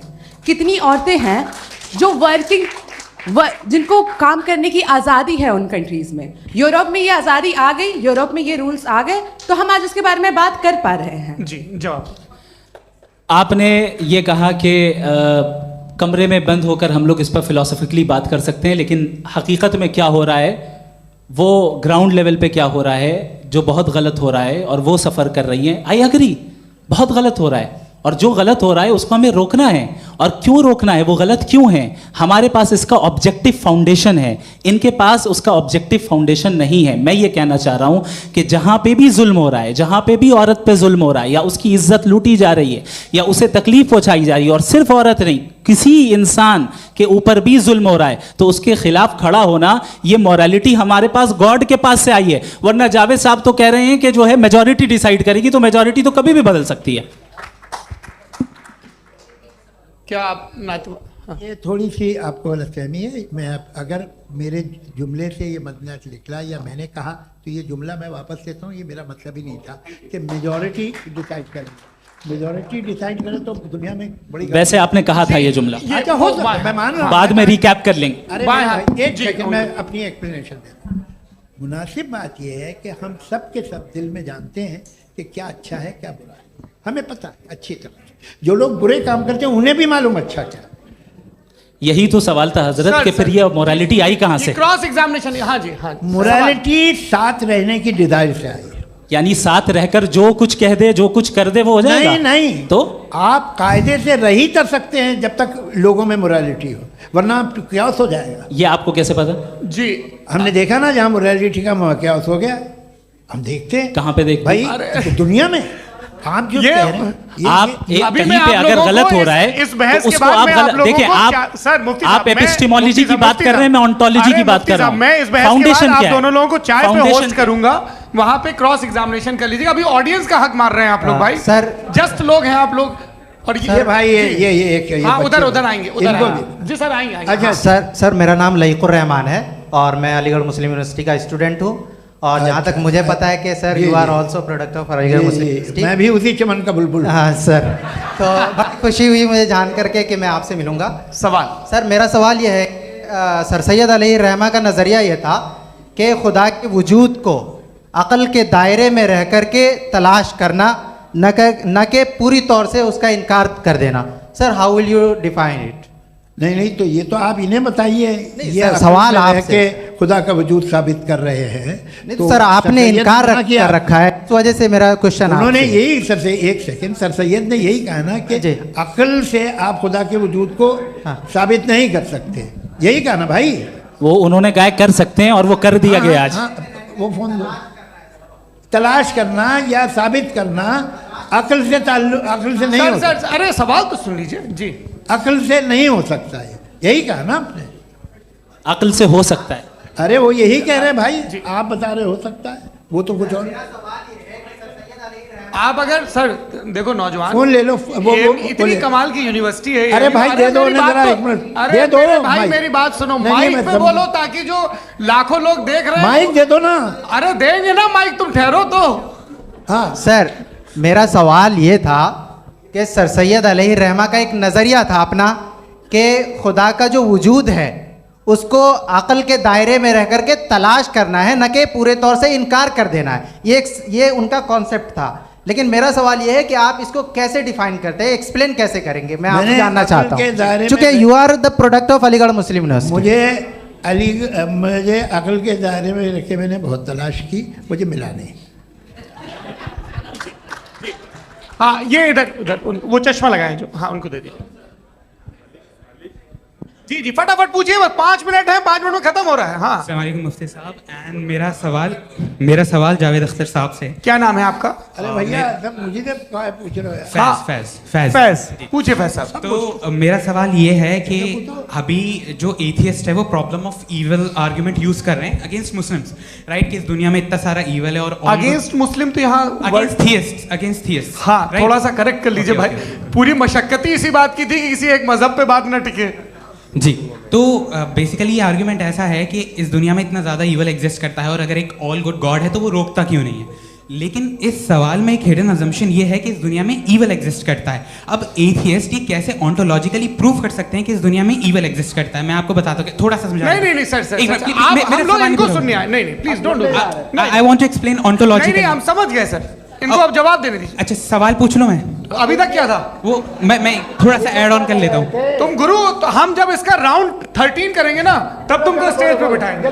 जी तो हाँ जल्दी से। तो देखिए एथियज्म के हिसाब से सब कुछ रैंडमली बन गया है, सब कुछ एटम्स और मॉलिक्यूल्स है। एक पत्थर में और मुझ में सिर्फ इतना फर्क है कि हम लोग एटम्स और मॉलिक्यूल्स का अलग अलग रीअरेंजमेंट है। अब एक पत्थर को कोई इंसान तलवार से 2 टुकड़ों में काट दे या मुझे, according to atheism it is same. There is no evil and good according to atheism. जी अच्छा, फैज साहब का सवाल ये है कि हाँ कोशिश भी करते तो इससे गलत सवाल नहीं कर पाते। एक लाइफ फॉर्म है और लाइफ फॉर्म में फीलिंग्स हैं, मतलब लाइफ फॉर्म सुनता है, देखता है, टेस्ट कर सकता है, फील कर सकता है। तो उसकी ये जो क्वालिटी इस बबल में आ गई हैं, वो जानवर में भी है, इंसान में भी है। तो जाहिर है कि उसे कोई तकलीफ पहुंचेगी, तो चूंकि उसके पास वो सेंसिटिविटी है तो मैं करेगा। पत्थर में वो सेंसिटिविटी नहीं है। तो ये क्या सवाल हुआ कि अगर पत्थर को काटा तो पत्थर को तकलीफ नहीं होती, तो आपको काटे तो आपको क्यों तकलीफ हो? बैठ जाइए। जी हाँ अगला सवाल। हाँ पूछिए। जी जावेद अख्तर साहब। अरे भैया सब आप लोग मुफ्ती साहब को छोड़ रहे हैं, तो मेरे ही पीछे पड़े हैं क्या? चलो बोलो भाई। You asked how God can exist when children die in Gaza. Huh? You asked how God can exist when children die in Gaza, and you also mentioned the rise of atheism in Europe. But the same events also are leading many atheists and non-believers to turn towards faith. How do you interpret this contradiction, where suffering pushes some away from God, yet brings others closer to belief? देखिए आपको एक बात बताऊं, दुनिया perfect तो कहीं भी नहीं है, हर जगह कुछ खामियां हैं। बेटा एक मिनट, मैं आप ही को कहेंगे, देखो वो तो कुछ खामियां, कमज़ोरियां, खराबियां सब जगह है। लेकिन अगर देखोगे ईमानदारी से कि दुनिया सबसे ज़्यादा महज़ब कहाँ है, एक आम शहरी को कहाँ हुकूक हासिल हैं, वो बोल सकता है, अपनी मर्ज़ी से काम कर सकता है, अपनी मर्ज़ी से राय दे सकता है, हुकूमत के ख़िलाफ़ बोल सकता है, बरसरे इक़्तिदार लोगों के बारे में बोल सकता है, सरमायादारों के ख़िलाफ़ बोल सकता है। तो आपको ये स्कैंडिनेवियन कंट्रीज़ में मिलेगा, वेस्टर्न यूरोप में मिलेगा। मैं नहीं कह रहा वो परफेक्ट है, बिल्कुल नहीं, वहाँ बहुत ख़राबियाँ भी हैं, परफेक्ट तो कोई। लेकिन जिन जिन मुल्कों में, लैटिन अमेरिका देखो, गल्फ देखो, वहाँ पर आपको ये ज़रूर है कि रेप नहीं होते होंगे। रेप की ज़रूरत क्या है भाई? उसको तो ख़रीद लो, घर में रखो, सड़क पर रेप करने की क्या ज़रूरत है? मगर सुनिए, मगर हकीकत ये है कि वहाँ शख्सी आज़ादी राय देने की, बोलने की नहीं है। जी ये एक आखिरी सवाल मुफ्ती साहब से। हाँ मैम, इनको माइक दीजिए। शुक्रिया। मेरा नाम मनीषा है, मैं हरियाणा से आई हूँ। मैं मुफ्ती साहब से एक बात पूछना चाहती हूँ। आप बार बार जावेद साहब को कॉन्ट्राडिक्ट तो कर रहे हैं कि आपने ये कहा, लेकिन आप भी अजम्पशंस के बेसिस पे बात कर रहे हैं। आपने खुदा के होने का कौन सा प्रूफ पेश किया है खुदा की एग्जिस्टेंस का? अब इस सवाल को अलग रहने दीजिए, कौन एथीस्ट है कौन नहीं है। और दूसरी बात जो आपने एक छोटी सी कही थी कि ये फ्री विल का इस्तेमाल करता है इंसान अपनी, लेकिन इस फ्री विल का इस्तेमाल में मतलब खुदा ने ये दे दी सबको ये इजाज़त कि वो कितना घिनौनापन और कितने ज़्यादा ख़राब से ख़राब तरीके इस्तेमाल कर सकता है। जवाब सुनते जी।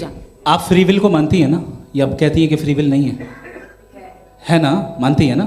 तो अब आपके पास इसका कोई एक्सप्लेनेशन नहीं है कि अगर एक इंसान उस फ्री विल का इस्तेमाल करके गलत काम कर रहा है और बच के अच्छी ज़िंदगी गुजार के निकल जा रहा है, उसका कोई रिकम्पेंस नहीं है। हमारे वर्ल्ड व्यू में जो इंसान गलत काम कर रहा है उसको भी रिकम्पेंस यानी उसका बुरा बदला मिलना है, और जो सही काम कर रहा है उसको सही बदला मिलना है। लिहाजा जो फ्री विल है वो इस तरीके से है कि एक लिमिटेड टाइम तक खुदा ने मोहलत दी है। ऐसा नहीं कि छूट दे दी, जो करना है करते रहो हमेशा। वक्त आएगा जब एग्जाम का टाइम खत्म होगा तब रिजल्ट आएगा, दौराने एग्जाम जबरदस्ती आपको नहीं बताया जाएगा। अरे भाई एक सेकंड, जी सवाल मुफ्ती साहब से मेरा मुफ्ती साहब से जी रुक जाइए, आपसे फोन आप इसके बाद आपसे यही रहेंगे वो। हाँ बोलिए। मैं मुफ्ती साहब एक ही सवाल करता हूँ कि अगर जो हो रहा है फ्री विल से हो रहा है और एक दिन बरोज़ क़यामत इंसाफ होगा मैशर में वगैरह वगैरह, तो दुआ क्यों मांगते हैं लोग? दुआ मांगते हैं इसके मतलब है अभी भी उसने ये डिपार्टमेंट रखा है कि मैं रोज़मर्रा की ज़िंदगी में बिल्कुल बिल्कुल ही कैन। तो तुम कैन हो, तुम मुझे नौकरी दिला देते हो, मेरे बेटे को ग्रीन कार्ड दिला देते हो, और 45,000 बच्चे मरते उन्हें रोकते नहीं हो। नहीं तो क्या आप ये कह रहे हैं कि इस दुनिया में जालिमों को कभी पकड़ ही नहीं होती है? अरे जो भी पकड़ होगी वो बच्चे रोते हैं। बिल्कुल, देखिए मैंने अपने ओपनिंग स्टेटमेंट में यही कहा था कि जनाब जावेद साहब सिर्फ इमोशनल आर्गुमेंट देंगे। This is an emotional argument. ये छोटे मोटे इसके पीछे का रीजन मैंने बताया क्या है, देखिए इसके पीछे का विजडम क्या है मैंने बताया। मंच से आप लोगों को सज्जनों इसलिए कह रहा हूं ताकि थोड़ा सा आपके कॉन्शियंस पे जोर रहे कि आपको ऑर्डर बचा के रखना है। वक्त तय हुआ था, ये वक्त पूरा हुआ, आपने इतने धैर्यपूर्वक सुना, मैं आप सबका बहुत बहुत शुक्रगुजार हूं। यदि इन दोनों विद्वानों की इच्छा होगी तो कभी हम इस बातचीत का राउंड 2 राउंड 3, यही तो देखिए खूबी है इंसान की कि बहस मुबाहसे में वो पड़ा रहता है। आप लोगों ने बड़े धैर्य का परिचय दिया, बहुत बहुत शुक्रिया। इसी के साथ ये बातचीत यहाँ पे समाप्त होती है। आप लोगों को मैं एक बात बता दूं, ये सारी बहस हो गई, अब मुफ्ती साहब और बड़े मुफ्ती साहब इन साथ के साथ मैं खाना खाने वाला हूँ। अच्छा